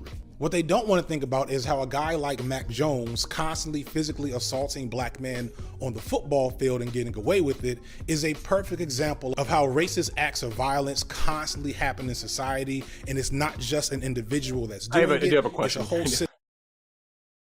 I would definitely say I don't know anything about that little the example there. I don't know the fight on the field, but the idea here that's like in society the only kind of racism we can acknowledge is the white hooded Klan people. We just got done reading an article about how Boston University just gave $100 billion trillion to Ibram X. Kendi to put anti-racism monitors in every classroom. Which one is it? Boston University, the university system is an example of American society. There's a lot of American society for the past 10 years have been talking nothing but the different types of racism, subconscious racism, et cetera, et cetera. The idea that that's like maybe maybe I'm being uncharitable here. But it's like, I guess, again, like the reading here that I get from XD signifier is always, it's like this hyperbolic depiction of America, where America is still the 1950s. We never talk about racism. It's only ever hooded Klans people. But I'm sorry, that is not in 2023. And that has not been for a while. That is not people's perception of racism. Okay. Not, at least in my view. Yeah. I mean, I think I'm more charitable to him. So when I hear that, like, I'm thinking like the average Joe on the street, right? Like, if you interviewed him, like, does he have an idea of systemic racism? Like, I think the answer is no for most people. Like, you have to explain these things that, like, these things are trickling down, all right. But like man on the street interviews would like say differently. Like, they would be thinking more of this, and that, like, at least in our response to these things, right, is mostly about like explicit harm, right? So like the hooded Klan members, or the police action, like racist police, killing black people, like, or someone saying the N-word. Our response is more for the explicit rather than the implicit. Okay, I see that. I don't know. But you maybe but I don't think what you're saying was completely unfair. So Constantly happen in society, and it's not just an individual that's doing it, it's a whole system that makes it possible. So let's break it down real quick. Mac Jones is the current starting quarterback for the New England Patriots. He's a national champion from the legendary Alabama program, where he was coached by Nick Saban, and he is, as of now, behind Trevor Lawrence, considered the second best quarterback from the 2021 NFL Draft. I don't know that reference. Mac isn't a huge star. He's a relatively mid QB, though young and with potential. He's mostly known for being the guy to hopefully fill the shoes of legendary Tom Brady, and for possibly being the dirtiest person to ever play the position of quarterback in the NFL. Here's a quick short list of the dirty moments we've seen from Mac Jones in only 3 years in the NFL. There's this moment after he was sacked and fumbles where he grabs a defender's leg, which is already cheap to begin with, but then he tries to put this nigga into figure four, which could have severely injured his ankle or knee. Then there's the game against my beloved Bears, where Jones's foot seems to keep aiming for the testicles of this one player when he slides. He tried it twice, hitting him once. There's this inexcusable play where he dives for a player's knees on an interception run back. This action had no impact on the play at all. It was just a cheap shot that, again, could have severely injured a player. And then there's this moment from the past week where he gets slammed to the ground, and when he gets back up, he's involved in another skirmish, and it's not until replays are released that we realize that it shows he was again targeting a black man's genitals for no apparent reason. And these are just the things that we can see from TV. We don't even know what happens away from the cameras or what Mac has been getting away with since probably high school, because I guarantee you this stuff is not new. I hate to pull a sports ball, but I just don't know enough about football to know how much of those things are against. I mean, like, football is a sport where you're running into each other and like tackling each other. I can agree, like, you shouldn't kick each other in the nuts. That seems obviously there, but it's like some of those there, I just don't know. There are very clear rules. I'm not a sports fan either, right? But to my understanding, there are very clear rules as to like how to tackle a person. And like where to do it. Like you can't just like do it at any point in time, right? It's like you can't toss your body like at a person's knees because they're gonna buckle the other way, you know? Yeah, like, and like with like what parts you even grab. Like if you're like going to just grab a person, there's like rules as to, like where you can grab them. And also, yeah, don't massage another man's testicles. I don't know. But I guess like just so far the claim would just be that it's like he's a star, he's like a white, he's the new Tom Brady, so they're letting him break rules that other people wouldn't get let broke. I'm guessing is like the overall thesis so far. Yeah, so like he'll get more into it. So let's go. Oh my god, my fucking keyboard. All right. With since probably high school, because I guarantee you this stuff is not new. Dirty players develop that habit early in their football playing days. It's just not usually quarterbacks, who by the design of football are often in a different class of player in how they're viewed and treated, as well as how they're expected to behave. You might even call it a privileged class within the sport. There are special rules against tackling and hitting quarterbacks. You legit cannot touch them in practices. They get paid the most, and up until this year, the vast majority of QBs in the NFL have been white men. You kind of see where I'm going here. Conversely, the rest of the NFL is predominantly black, especially on defenses, where at most you might find 3 or 4 white players playing linebacker on the defensive line or the odd safety here or there. Other than that, it's almost all black men on the opposite side of the ball from where Mac Jones is. So you could logically argue that this is all incidental, and the fact that Mac Jones keeps committing dirty plays against black players isn't indicative of a hatred of black people. And I would agree with you, but that's kind of the point. Because Mac is a dirty player, and because the NFL looks a specific way, the victims of his dirty actions will almost always be black men. There's a tons of reason why this is. Most of it is social and cultural. Some of it, whether it gives you the ick or not, borders on eugenics, so I'm definitely not gonna get into all that shit. And don't get me started on the historical tradition of racist violence against black men's bodies, specifically their genitalia that has existed ever since white men entered the continent of Africa. Yeah, that's gotta be said. That's the thing. Like, And FD Signifier is gonna talk more about this in the video, but like, yeah, there is an obsession, white men, with like black men's genitalia, and that comes out in all kinds of ways. I would just say, like, But I feel like that's a hold sports on, thing. I'm one sorry. second, one Sorry. second. No, no problem, no problem. But like, that comes out in all kinds of ways, but also like through violence. It's like we've seen, and like recently we've seen examples of police torturing black men specifically by torturing their genitals.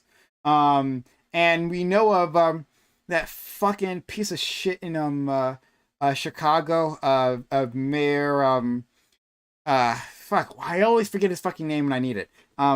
He served as Obama's chief of staff. Remember that guy? His first chief of staff.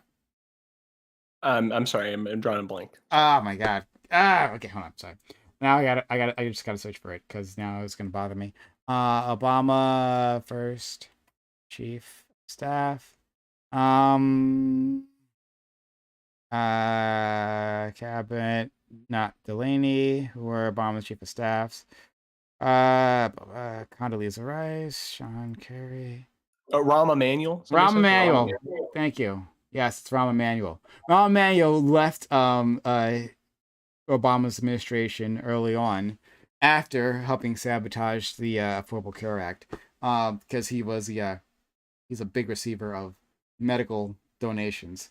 In any case, he went to Chicago and he helped defend a police chief, a former police chief, who had like this whole I think it was decades long program. I could be wrong about the length, but like a whole regime in which he would like kidnap black men and he would torture them, so specifically their genitals, and get them to confess.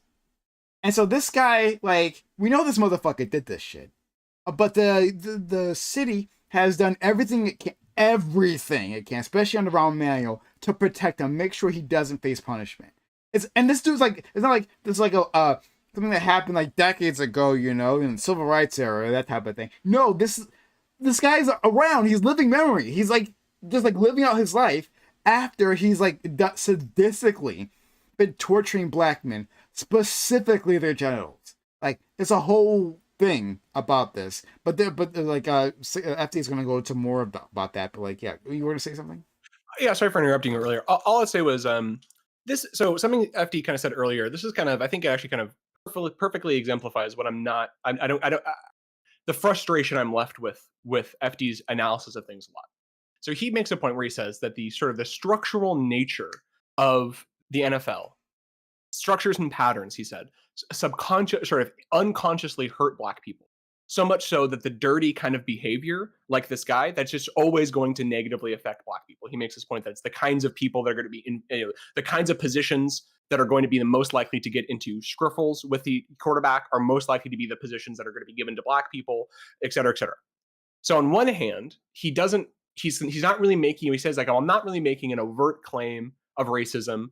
I think that there's a level of implicit racism that you can't even get out of it. It's just sort of by being a cocky, dirty player, you're going to more negatively affect black people. But then the next thing we say is like this very obvious, we're then taking someone's behavior, the fact that he hits people in the nuts, or, I guess the implication is that he's targeting black people, targeting black men. We then are then connecting that to the sort of the fact that black men during like slavery and in American in white supremacy, their genitals have been targeted, and that's like it's right. The obvious in my at least my reading is it's obviously supposed to be evidence towards the claim of his racial prejudice, that this is sort of you're trying to make a claim that sort of there's a pattern of behavior here. To me, it's an attempt at something of like trying to have your cake and eat it too. I'm not going to make a claim you're racist. Actually, I think that your racism is it's you don't even have a choice. The system is so racist that just by you interacting with the system, you're going to have a racist outcome. But then also, I'm going to then make these comparisons to these like historical things. Again, like we have no evidence that this random guy is targeting black men's genitals because of the historical white man's obsession with black people's genitals. That's not. There's no evidence of that. That's just extrapolation. But it gets kind of pointed out like right after we were making these claims. To me, at least, I don't get a ton out of this. At least for me, I don't get a ton out of this. But maybe that's just I have a blinders on or something. So so because the defensive team is not entirely black, like he said before. Like there are white individuals, and I don't know this guy's record because I'm a football fan, right? So I'm at a disadvantage here. But like, it would seem to me that we should have more examples of him doing this to white individuals. That like he has the opportunity to, but he doesn't. That he, you know, Well, I'm sorry to interrupt you. I'm going to go on a limb here, and this is my bias against FD signifier. Why would he wouldn't that would destroy the premise of his video? And so he wouldn't make a little 11-minute video where he goes, "Well, originally I thought that maybe he did this because white men have an instinctual racial hatred of black people, and they want to destroy our genitals." But also, then I looked into it and I saw that he does it to white people a lot too. So now I don't know. Well, he wouldn't make that video. He's obviously presenting a position here. So that's why I get it's just like on one hand, he's not saying it's racism, he's not making a claim, but then also maybe the reason why he's targeting black guys is because the scene in Django Unchained where they like are cutting up the one guy's that to me, like in my opinion, it's like there's I hate to do the whole what's it called like argumentative fallacy, but it's a Monson Bailey. You start off with a reasonable claim. I'm not claiming you're racist. I don't even think that I don't think I really can know you're racist. However, your behavior is very similar to the behavior of the transatlantic slave traders who captured and belittled the black nation. That's what it said. In my opinion, that's my view of like every single FD signifier video. You start off with a reasonable claim, but then in your analysis of why the person you're analyzing does what they do, you make these big leaps that, in my opinion, you never really actually like. Again, like he's never going to go in this video. I'm assuming he probably doesn't analyze the other fights he's gotten into and see if there is a racial. He's probably not going to go that far. I think he's just making this sort of historical point. But maybe that's just I'm too anti FD signifier. This is why I love talking to you, friend, because like I think you're bringing up some interesting points here, that I wouldn't have thought of. So yeah, it could be that he's sneaking this in. We're like, yeah, we don't have direct, but I guess that's just like also is a bit of the nature of the beast, right? Like, hey, I don't have evidence, but we can see how this pattern behavior reflects things that we've seen in history. Like, yeah, but here's what I would argue though: mm-hmm. men being obsessed with other men's genitals goes back to the early I'm sorry, that's trans historical. Kicking somebody in the nuts is seen as being a great sign of what's it called, like a humiliation. Yeah. Alexander the Great, when he would in the ancient Greek, he would castrate people and keep them as eunuchs. The Chinese emperor, like that is something that like it wasn't white people. I don't think I'm not trying to strawman signifier. I don't think he's saying that white people were the first ones to invent brutalizing one's genitals. But it's like the level, like it's totally true. We can never look into other people's brains, but how quick do we go from he gets into fights with black players? That's similar to the way that white people have historically brutalized black people's genitals. That's similar to the way that this police chief in Chicago, like in my opinion, we're kind of jumping a little bit in a way that at least I have yet. I don't feel like we've done it there yet. But that again, this is the nature of the beast, because we're talking about like implicit bias, and we're talking about systems that operate like on their own. Like we can't separate them from the historical context. So sorry to interrupt you again, but like it is I guess like an implication of the sentence that we can just have to assume that any behavior of white people that engages that sort of aligns with the historical pattern, by the nature of the beast, we have to assume that historical pattern is at play.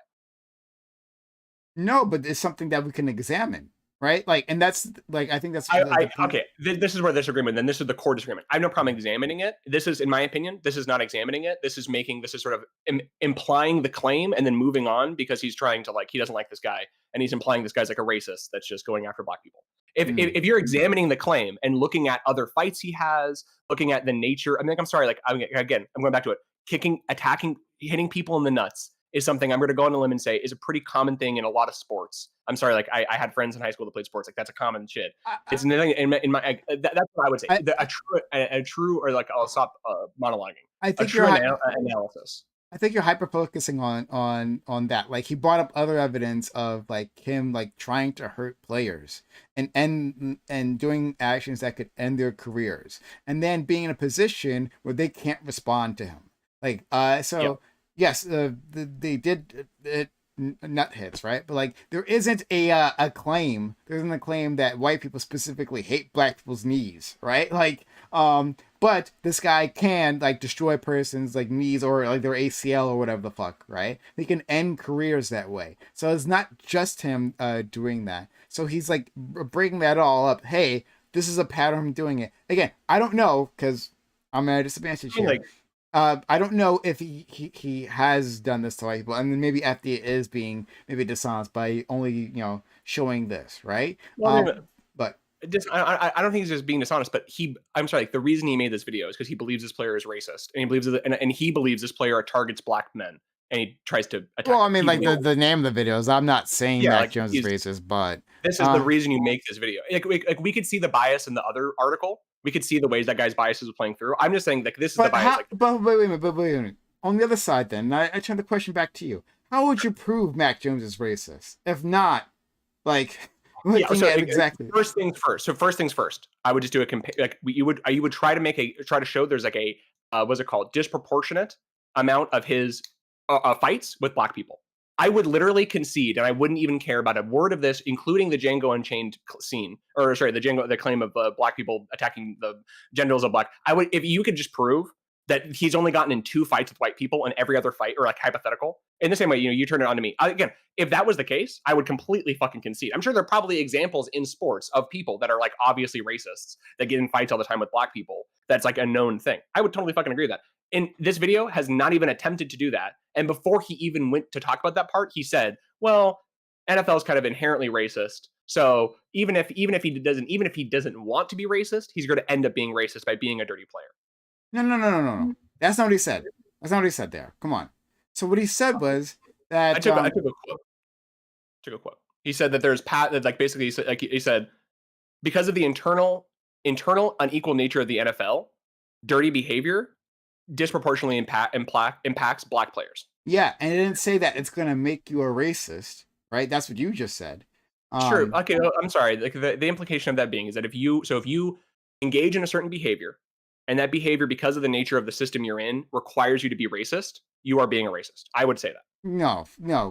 I think he's too learned, and I think he has a track record of the signifier of exactly saying what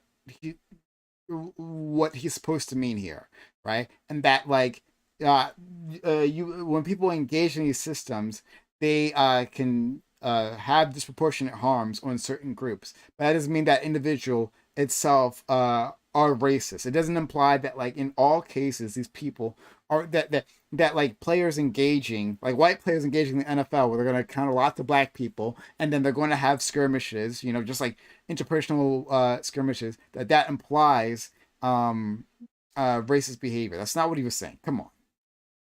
Again, I could just be very clear. My reading of this is saying if there's a organization which by the nature of that organization disproportionately negatively affects certain race of people, and that if dirty behavior within that organization is going to cause negative, disproportionate negative effects, that by you engage knowingly, you know that by being a dirty player, you're going to fuck over these other people, that you're being a racist. Now, maybe FT Signifier wouldn't say that, but that is my reading of it, and maybe that's just an incorrect reading of it. So we'll have to agree to disagree on this. But we'll continue on with the I have a video. question. Could you maybe push the video back maybe like 2 minutes? Okay. Just like a little bit, because I would be really curious to be very clear. It is a very real possibility that I just was not listening and I just am kind of have my blinders on here. Okay. All right. 2 minutes. Go. Past week where he gets slammed to the ground, and Maybe when a he gets little bit back before up, that. he's involved in. Like, if you could get before he starts talking about the specifics, because the quote that I'm remembering comes from a little bit before he starts showing the footage of the plays. Okay. Mac isn't a huge star. He's a relatively mid QB, though young and with potential. He's mostly known for being the guy to hopefully fill the shoes of legendary Tom Brady, and for possibly being the dirtiest person to ever play the position of quarterback in the NFL. Here's a quick short list of the dirty moments we've seen from Mac Jones in only 3 years in the NFL. There's this moment after he was sacked and fumbles where he grabs a defender's leg, which is already cheap to begin with, but then he tries to put this nigga into figure 4, which could have severely injured his ankle or knee. Then there's the game against my beloved Bears, where Jones's foot seems to keep aiming for the testicles of this one player when he slides. He tried it twice, hitting him once. There's this inexcusable play where he dives for a player's knees on an interception run back. This action had no impact on the play at all. It was just a cheap shot that, again, could have severely injured a player. And then there's this moment from the past week where he gets slammed to the ground, and when he gets back up, he's involved in another skirmish, and it's not until replays are released that we realize that it shows he was again targeting a black man's genitals for no apparent reason. And these are just the things that we can see from TV. We don't even know what happens away from the cameras or what Mac has been getting away with since probably high school, because I guarantee you this stuff is not new. Dirty players develop that habit early in their football playing days. It's just not usually quarterbacks, who by the design of football are often in a different class of player in how they're viewed and treated, as well as how they're expected to behave. You might even call it a privileged class within the sport. There are special rules against tackling and hitting quarterbacks. You legit cannot touch them in practices. They get paid the most, and up until this year, the vast majority of QBs in the NFL have been white men. You kind of see where I'm going here. Conversely, the rest of the NFL is predominantly black, especially on defenses, where at most you might find 3 or 4 white players playing linebacker on the defensive line or the odd safety here or there. Other than that, it's almost all black men on the opposite side of the ball from where Mac Jones is. So you could logically argue that this is all incidental, and the fact that Mac Jones keeps committing dirty plays against black players isn't indicative of a hatred of black people. And I would agree with you, but that's kind of the point. Because Mac is a dirty player, and because the NFL looks a specific way, the victims of his dirty actions will almost always be black men. There's a tons of reason why this is. Most of it is social and cultural. Some of it, whether it gives you the... So maybe my reading is wrong, but what he just said right here would be like the exact little moment here. He says, by the unequal nature of the NFL, combined with the dirty nature of his playership, the inevitable consequence, regardless of if Matt Gates or Matt Jones himself is racist, is that black people are going to be disproportionately affected, are going to be fucked over the most, are going to be the ones hurt, blah, blah, blah. That is my reading. That's implying that regardless of if Matt sees himself as a racist or not, his actions are racist. That's my reading. Maybe I'm wrong. Maybe I'm just reading too much into it. Yo, his actions are disproportionately negative actions are going to disproportionately affect black people. Not that they themselves are racist. Like the individual actions are racist. Like that, yeah. I guess what's a little confusing here to me is it seems like in other scenarios we would not be making this distinction. We would say that if even if you don't view yourself as racist, if your intention is not racist, but the outcome of your action is racist, you are racist. And so if he is engaging in dirty playing in a field has this inequality, regardless of if he thinks himself as a racist or not, his actions are racist. I thought that that's what FT Signifier is saying at the very beginning of the video, that it's not just people that are the Klan members that view themselves as racist. It's many times people that don't even view themselves as racist. They're just privileged, and they're able to be part of, as he says, the privileged class of these upper positions in the NFL. I think the outcomes can become racialized rather than like each. He says it doesn't matter. As he says, as he says, it doesn't. As he says, the intention of the individual, because of the setup of the system they're existing in, the intention of the individual doesn't matter. It's going to negatively. That's what I just said. That's what I just said. The outcome. And exactly. Outcome. Anyway, I'm sorry. I've had other conversations, including conversations on this platform, where if we've all agreed, and obviously I'm not trying to hold you to some other people, but I've had other people tell me that if the outcome of your actions are racist, you're engaging in racist action. Yeah. That you're engaging. And you can hold on. Okay, come on, dude. Like you already know this. Like you can engage in racist behavior without being racist. You can have done a transphobic thing without being a transphobe. Right? Like that's like we can separate these two things, right? Well, I don't know. I guess I would say if racism is something that you can engage in completely subconsciously, completely free of your intentions, then is a That's racist. but that's disparate act. Come on, man. I don't know what this. It seems like Uh, super basic though. This disparate well, impact that your actions can despite your intentions. Like I don't want to. Like my intention isn't to fuck over black people. I'm just gonna fuck over people, and the only people that I ever tend to fuck over are black people, right? But like I guess I could put myself in a position to fuck over white people, but the systems that I take advantage of tend to affect black people, and those are the people I fuck over. So is that person racist, right? In their heart of that hearts, seems is like it a racist? yeah. We can't tell. No, I from the outside I can tell, but I can see that the culmination of his actions, yeah, that seems pretty racist, right? His actions and the outcome. And so like rather than making the claim that this person is a racist, I can say his actions are racist. Okay. I get what I understand what you see. What I'm having a harder time seeing is, I mean, even just looking at just looking at the name of the video. I'm not saying he's a racist, but that does really feel like what's being said here. That I'm not going to apply the term racist. We only have that term racist. I'm being a little hyperbolic here, but that's really just for the Richard Spencers of the world, the people that are. I'm Am I not wrong saying here? he's a racist, but look at all his actions. That's what that could follow that sentence. But Yeah. look at So all his actions. yeah, exactly. It seems like what we're setting up here is we're saying we can't really know if someone is a racist or not. So we can just look at the culmination of his actions and see that a vast majority of them disproportionately affect black people. So it doesn't even matter. Again, like the outcome is we're viewing him as being a racist. It's a way of calling him a racist without calling him racist.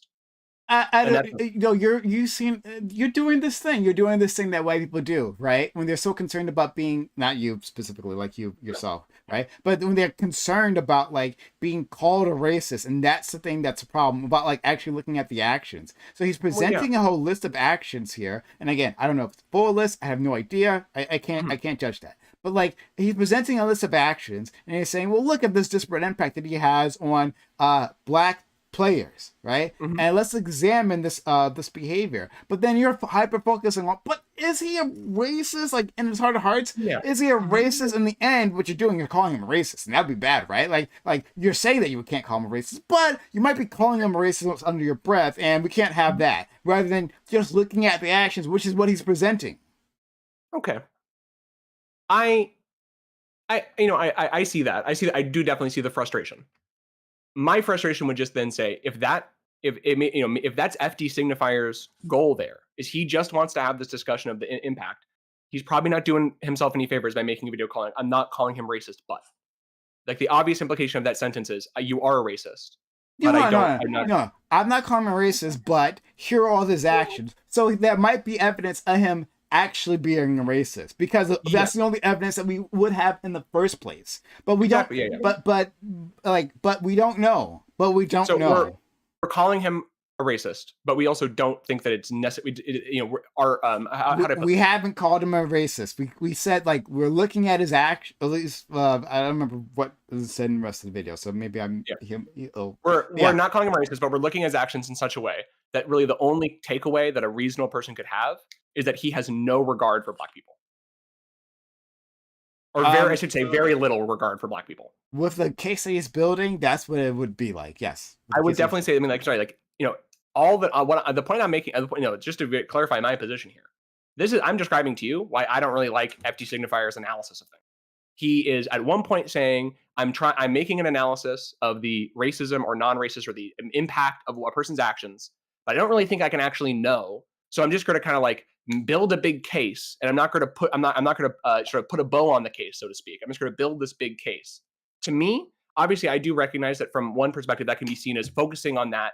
You're not focusing on the individual pieces of evidence, and I'm trying to be sympathetic to that. But from my side, what I the sympathy that I'm looking for, I guess, is it's like it feels like the conversation has a certain nature, but we're denying the nature of the conversation because, as you say, we can't really make the thing. And again, maybe that's just as you're saying. Maybe that's me focusing too much on that. Yeah. we're gonna have to agree to disagree. So let's move on. Ick or not borders on eugenics, so I'm definitely not going to get into all that shit. And don't get me started on the historical tradition of racist violence against black men's bodies, specifically the genitalia that has existed ever since white men entered the continent of Africa. So much of the overt racism that black men experience is due to a psychosexual fetishization from white men. Not white women, as they often will try to tell you. The people obsessed with black penises are straight white men. Yeah. So I just gotta. This is something I've been saying for years. Something I've been saying for years. Interracial porn is for white men. By interracial, like I mean the only one that actually really counts within the porn industry is black men and white women, right? That's what we usually call interracial, which in itself is all kinds of interesting in terms of like how race works in the sex industry. But this type of interracial porn is designed for black men. So this is a screenshot from black.com, right? 100%. And the porn before black.com, because black.com is like the nicer version of this. Before that, it was like look at these gang members, right, who like have cornered this white woman, or like these guys who've broken into her house, or escaped convicts. That's what it was before. And like it's clearly like black men don't have enough discretionary income to keep this like category afloat. It's literally white men. If you look at on Twitter, right, and the people who engage in this, and even who now we have OnlyFans. It's interesting because like you can see like individual sex workers designing their content, right, in a way that you don't see it with the industry, like the mainstream industry.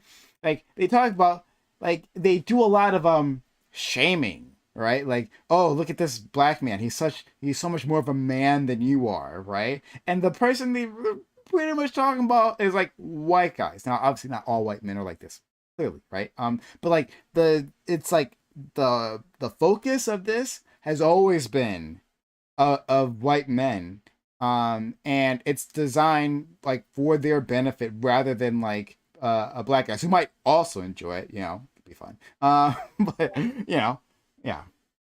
One thing I would say, I find it very interesting. The person in America that started the trend of interracial pornography is Larry Flint and his whole thing, Hustler. And I find it very interesting. So that kind of the hardcore pornography market arises in the 70s, right? In some way as a result of the sexual sort of this cultural effects of the sexual liberation. And Larry Flint, what I find very funny, I think you're pointing out something very true, that a lot of the porn industry plays upon both either sexist stereotypes or racist stereotypes in what's very popular. And Larry Flint cloaked himself as saying, he very said, no one is free unless I'm allowed to make pornography. That was a famous quote of his. That he presented this attempt to create a capitalist industry that creates racist propaganda that, as you say, promotes these ideas of these anxieties of racial inferiority and racial revenge and stuff. That was done through the cloak of saying, well, actually, it's freedom of speech. And you're literally a Reaganite fucking liberal, or sorry, fucking conservative that's going to make me not do my and it turns into something that I think the fact that it is no surprise that at the exact same time you saw, as you say, the rise of the black.com, that was happening at the exact same time there was the BLM, 2013, 2014, 2015, when that stuff starts being talked about. Like, again, it's something that one of my social conservative turns has been against pornography. And I think it's because a lot of time it's like a vulture. They see these anxieties in society and then they swoop in. And they feed themselves, the producers feed themselves and get rich off of these off of these anxieties in society. Yeah. But like, I also would say that like, it's anxieties that make things spicy, right? Like a woman who like enjoys rape fantasy, like, is because something like you're not supposed to enjoy, right? Like the idea is that they have anxieties about their own desires, right? And be able to fulfill those desires. So they imagine someone taking over that, right? Like, oh, so we can bypass those anxieties by like a man forcing themselves on you, right, and ravishing you, and that's what makes it hot, right? The kinky oftentimes like works on those anxiety. So like having a religious like fetish, right? Like about nuns, well, the taboo that I can't have. It's working off of those things. That's what sex does in general. So like while I hear you that like these were all white men like running these studios, all white men making money and designing their point, like presenting in a certain way. They didn't have to present it in the way that he did, right? They can present sex all kinds of ways. But it what they were touching on was something that had purchase within the market because that's what people think. Like a part of I totally agree. That's how capitalism always works. Yeah, and it is true. Working off what I said before, white men and like how black men are used in society. That like part of the thing that might make it hot for some people is that like the savage guy, the savage man, black man, like ravaging my innocent young white wife or daughter, and that's just like what is already in their heads. Now you don't have to play to it, but then you also have the option of making less money because exactly. I mean, I would just say like the people that play on these kind of social anxieties it's evil. That's an evil thing to do. You're making society unbelievably worse. Because of your own, like this is the we would agree with this critique of capital. I'm making a critique of capitalism, not a critique of kinky sex. Capitalism. That's what I was gonna say. Yeah. My issue here is not are there interracial couples that say spicy things in the bedroom. It's none of my business. I don't even want to be involved. My issue is whether or not you have a millionaire who cloaks himself in liberty and says, I'm a champion for liberty. And if you don't let me produce racist pornography, then you're a conservative. That's my issue there. And that's just the thing I want to do. I don't agree. Everything you just said there, you're completely correct there. The market you have to be, you don't go up to a rock. Marketeers aren't alchemists. They don't take rocks and turn them into gold. You have to find the vein of gold and mine the gold. There has to be that anxiety there to mine. Totally, obviously. I mean, Birth of a Nation was like the first movie ever. And that movie literally is about this exact same thing. The first blockbuster, any which way. Yeah. Yeah. But fair enough. But yeah, like this is something I've been saying for years, and I was so glad to see FD Signifier like validate this. Like this is 100% the case. And you ask a lot of black people want to see like more like black on black, interactions.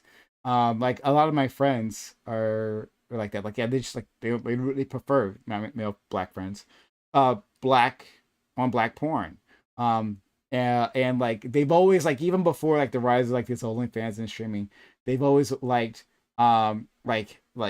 amateur underground stuff more than like the mainstream stuff because like I said, this things that doesn't necessarily speak to them in the same way that they would that society might have you believe, they're like, oh, black men are super into this. Are they?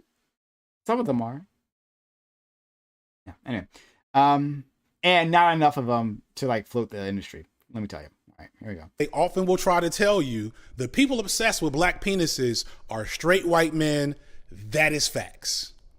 I won't go as far to say that all of this is what's going through Mac Jones's head when he punches a guy in the dick or slides with his foot in the air to kick a guy in the dick. But the point is that intentionality doesn't matter. The outcome and what makes that outcome possible is what matters. The bodies most at risk for being harmed are black men's bodies, not by some explicit decision or rule in the NFL, but by the nature of how the game develops. Thus, the bodies least protected in the sport from guys like Mac Jones are also black men.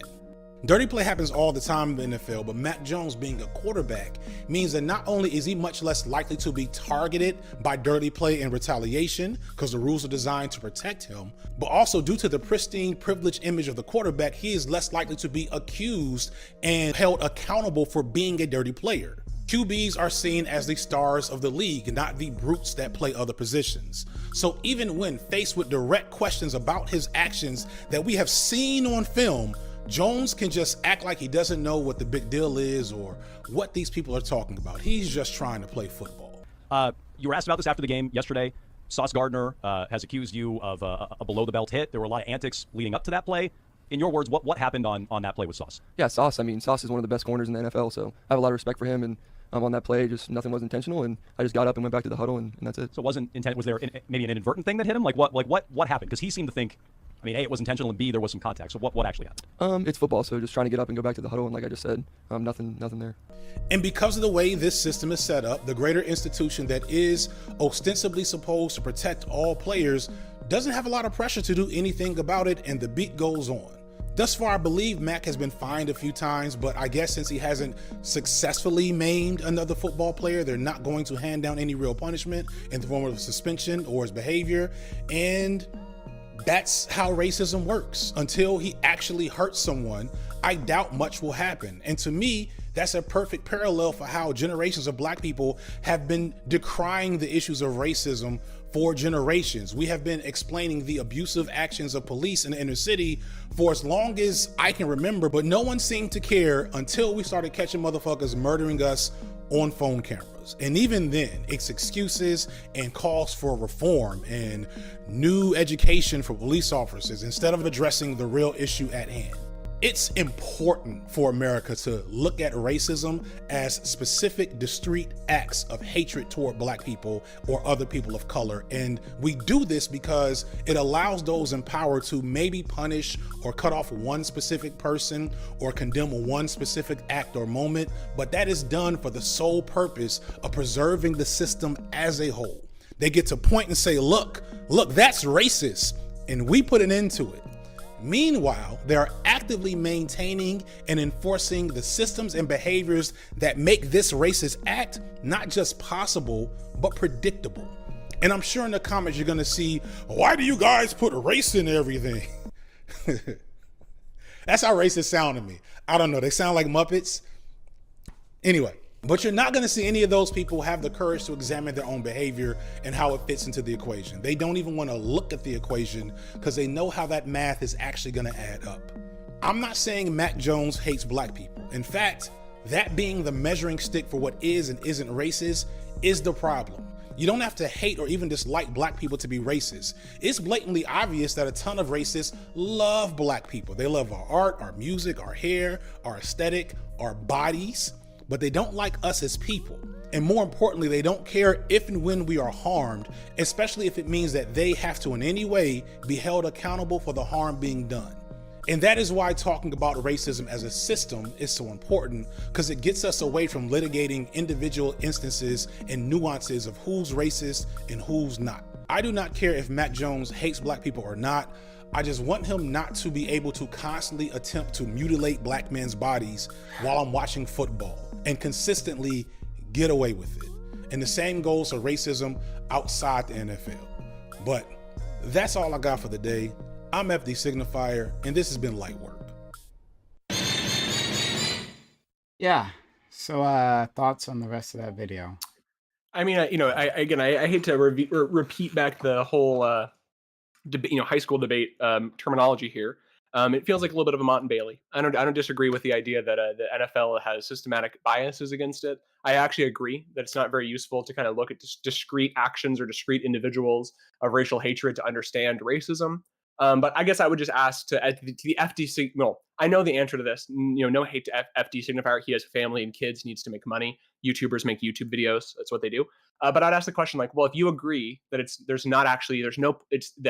not really useful to the conversation to analyze whether or not this particular football player is racist, why'd you make a YouTube video where you put him on, the thumbnail of this video is he has like a KKK hat. You make an analogy of his behavior to the transatlantic slave trade, all these kinds of things.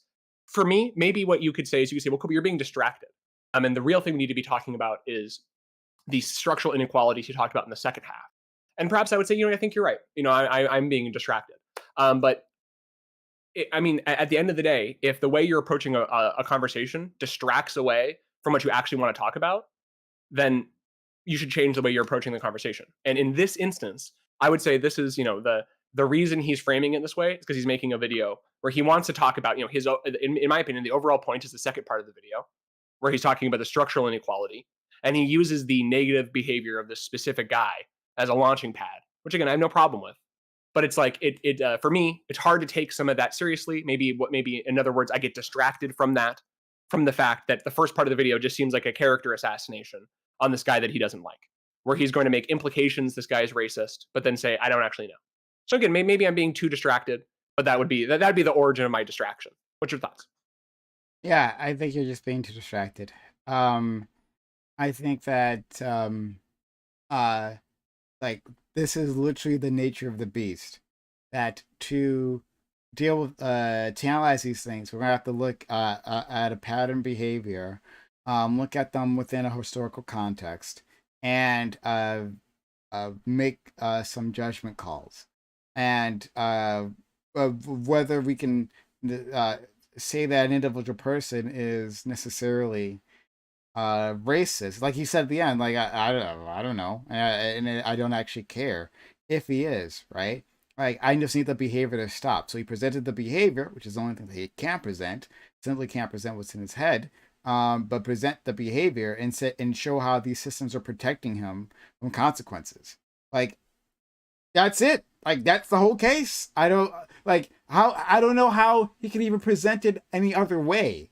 That like, well, like other than like removing this one person out completely and saying, well, that there may be some quarterbacks somewhere of a certain color that like have foul plays, right? Consistency of foul plays against other like players of a different color. Like you give examples and show this one motherfucker keeps doing this shit. I don't know. I get you. I mean, like I say, I try to remain an open mind to this kind of stuff. It doesn't seem like it's the most. It just doesn't seem like it's the most effective way to kind of broach these conversations. Like if from his perspective, if he's simultaneously, I'm not accusing you to being racist, but then he gets very frustrated. He says he's not engaging with the accusation. Well, I mean, it seems like from the way that obviously FD signifier is not like the guy who's like asking the question, but if a criticism is presented to you in this way, where it's saying, I'm not accusing you of this, but it really does seem like your behavior is like this.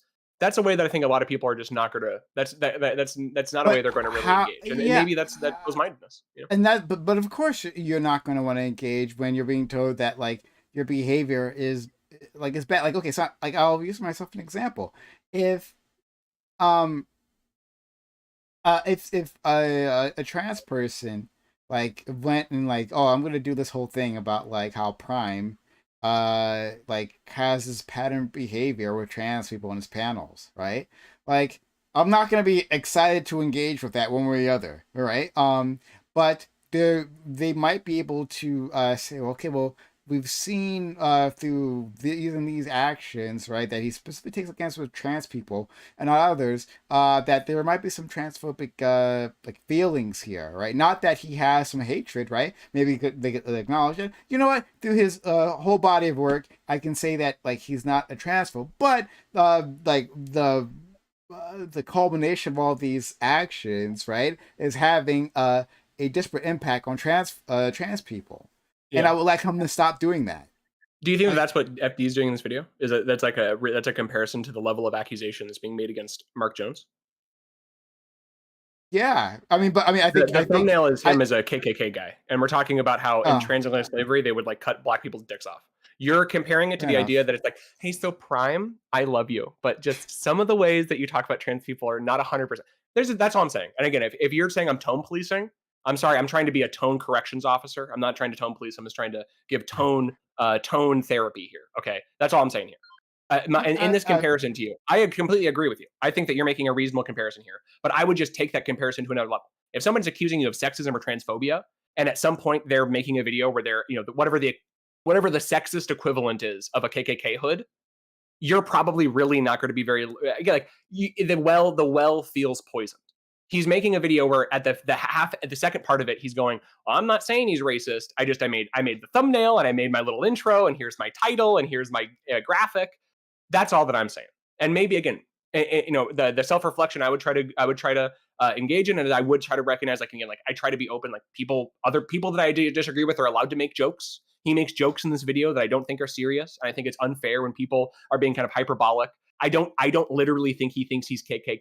I don't think that. I don't think he literally thinks he's a phrenologist, thinks black people should be like dissected. I think he's being somewhat hyperbolic. But again, why would anybody engage? If you're a fan of Mark Jones, why would you engage in this video?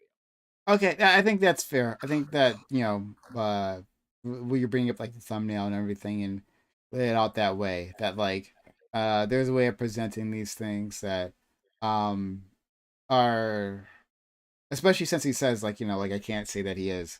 Like That 7 times in the video. But then on yeah. the other hand, it's like that's the thing I get from SD Signifier a lot, where it's Okay. like you get really close to making an accusation, but you never step over the line because you don't want to be held to like I'm doing it. Okay. But also I want to be very clear. I want to be open to what you're saying here because even the criticism you're making here, I see that happening in my own mind. It's difficult. I'm saying thing. If somebody came in and was, let's say that you were being a real sexist, like really being a sexist. But let's say somebody came in and just started railing into you into the fifth degree. There's a realistic possibility you might just double down in the moment just because it's like, bro, fuck you. You don't understand what's going on here. You know what I mean? And again, I'm trying to watch for that in myself too. So which that's why I appreciate talking to you. Mm. Off the bat, you don't necessarily notice that sometimes. Yeah. Like I said, like I enjoy having your perspective here because I wouldn't have looked at it this way at all, and I said before, I don't think you're like way off the bat here, and especially at the end, I think you're making some really persuasive arguments. But that requires someone who is outside of my my immediate ideological circle. I would have literally never watched this video. Just to be very clear, I would have seen the thumbnail and the title, and I would have thought, "Oh wow, FT Signifier needs to pay rent," and I would have clicked out to the next video. That's what I think. Again, I don't. Pardon me. I don't think there's anything wrong with if you got to make money. If your job as a YouTuber is to make content like this, I'm not knocking you, try. But the fact I watched it, the fact that you pushed me to watch it, I'm happy I watched it. I would have not known about this, and this would not have been a thing. I'm not a big sports guy, and it makes me think about something. So again, I like that. You know what I mean? Yeah. Oh, shout out to you, friend. I know you got to Hey, go. shout up to you, bro. But this was a lot of fun, as it always is. It's always tough to do these things on Sundays because still my body is like, this is my day off. But when by the time I get up, like I'm happy that I engaged with this because it's it's great. It's a great time hanging out with my friend. So I'll send you guys off to like Stardust. And you guys have a good time tonight. Follow the channel if you haven't done so yet. Or not, whatever. It doesn't matter to me. And